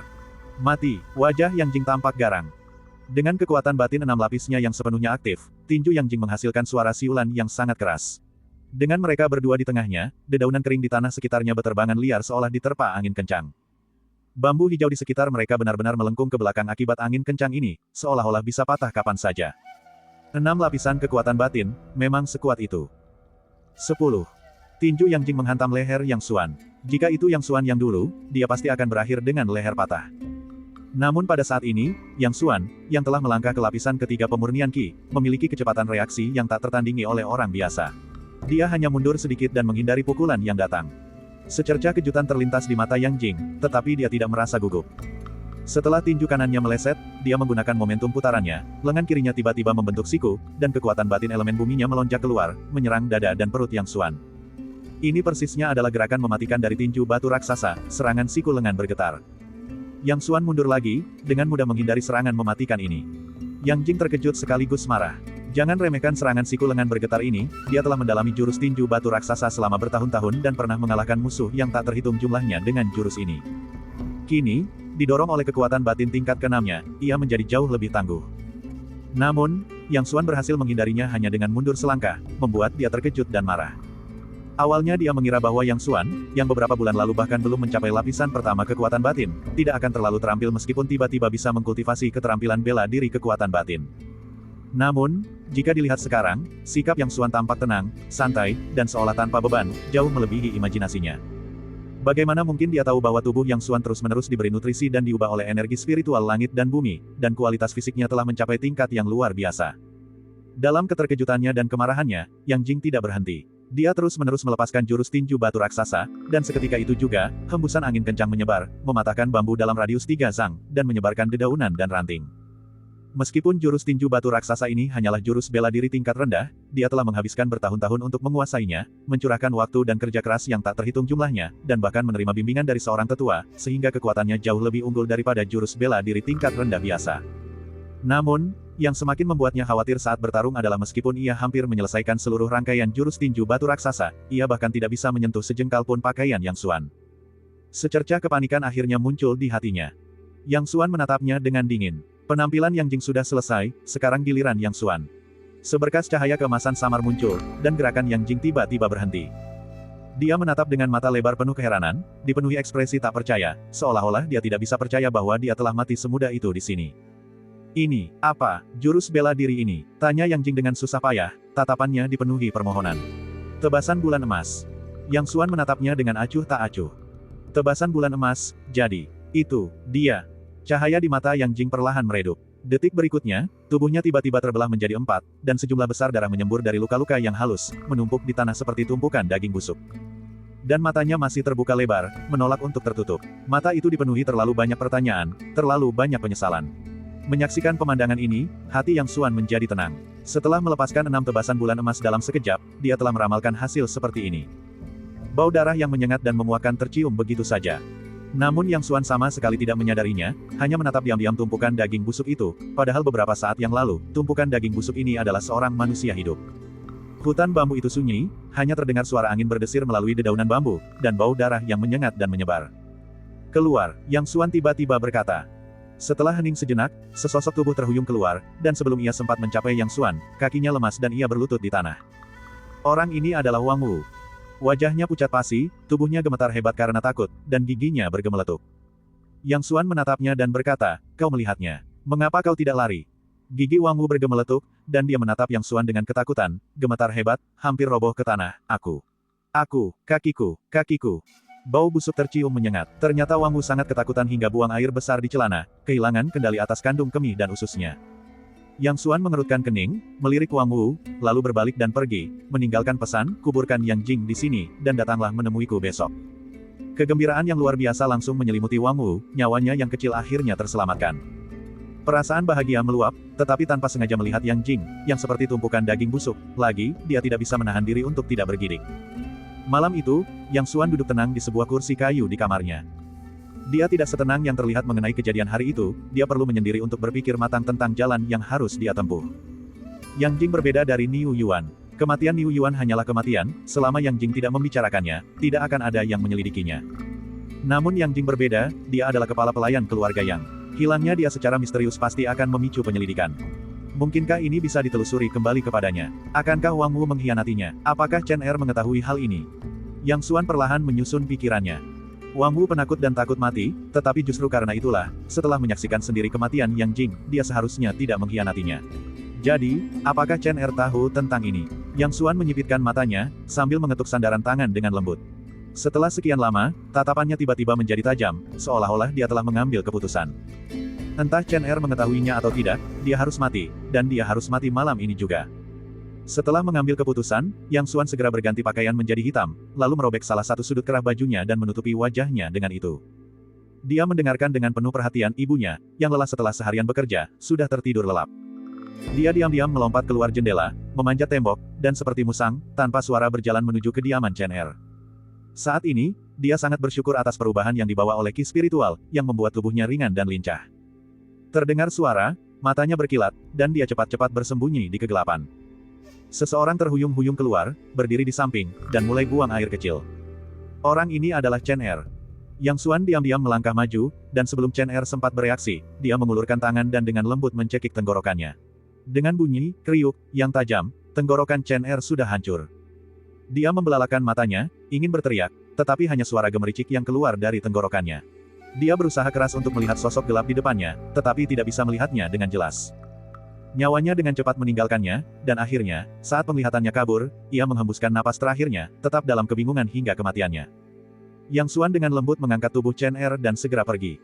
Sesaat kemudian, Yang Xuan muncul di hutan bambu di kaki gunung belakang, membawa tubuh Chen Er.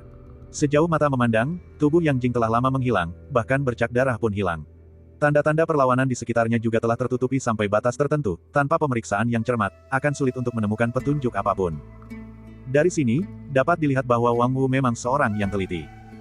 Setelah mengubur Chen Er dan menghapus jejak yang tersisa, Yang Xuan bergegas pulang, masih melompat masuk ke kamarnya melalui jendela. Dia menutup jendela dengan lembut, dan mendengarkan lagi, ibunya di kamar sebelah masih tidur nyenyak. Dia dengan cermat meninjau kembali kejadian-kejadian tersebut, memastikan bahwa tidak ada jejak yang tertinggal. Baru kemudian dia mengganti pakaiannya, duduk bersila di atas tempat tidur, dan memulai kultivasi malamnya. Keesokan harinya, saat fajar menyingsing, Yang Xuan bangun. Ia mengambil ember air dan membuka gerbang halaman, namun terhenti sejenak. Ia melihat Wang Wu berdiri di pintu, tangan bersilang, membungkuk, mondar-mandir. Melihat Yang Xuan membuka pintu, ia segera bergegas maju, berlutut di hadapan Yang Xuan, dan berkata dengan suara gemetar, "Aku, orang rendahan ini, berterima kasih kepada Tuan Muda ke-12 karena telah menyelamatkan nyawanya." Yang Xuan menoleh ke belakang dan melihat ibunya belum bangun, jadi dia berkata dengan suara rendah, "Bangun." Wang Wu tak berani membantah dan berdiri, diam-diam melirik ekspresi Yang Xuan. Ia mendapati ekspresi Yang Xuan acuh tak acuh, tidak senang maupun sedih, dan tak bisa menahan diri untuk tidak teringat tumpukan daging busuk itu. Tubuhnya tiba-tiba gemetar, dan ia segera merendahkan suaranya, "Tuan Muda, saya telah melakukan apa yang Anda perintahkan." Keempatnya. Yang Xuan melambaikan tangannya, menyela perkataannya. Sambil berjalan keluar pintu, dia berkata dengan suara rendah, "Aku sudah mengecek, kau melakukannya dengan sangat baik. Jangan sebutkan masalah ini lagi." Wang Wu segera mengiyakan, meskipun merasa sangat cemas. Yang Xuan berjalan di depan, dan Wang Wu dengan cepat mengambil ember air dari tangan Yang Xuan, lalu mengikutinya dari dekat.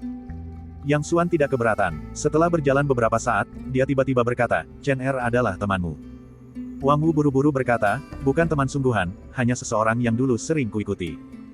Dia berhenti sejenak, diam-diam melirik Yang Xuan, tetapi hanya melihat punggungnya. Dia hanya bisa bergumam, mengikuti Niu Yuan. Yang Xuan bergumam pelan, tanpa memberikan jawaban pasti. Setelah berjalan sedikit lebih jauh, Yang Xuan tiba-tiba berhenti, berbalik, dan menatap Wang Wu dengan acuh tak acuh, sambil berkata, "Chen Er sudah mati." Wang Wu menggelengkan kepalanya dan berkata, "Chen Er belum mati, dia masih." Sebelum ia selesai bicara, ia tiba-tiba menyadari sesuatu, dan rasa takut yang luar biasa terpancar di matanya. Ia berlutut di hadapan Yang Xuan, berulang kali bersujud, "Tuan Muda, selamatkan nyawa saya, Tuan Muda, selamatkan nyawa saya."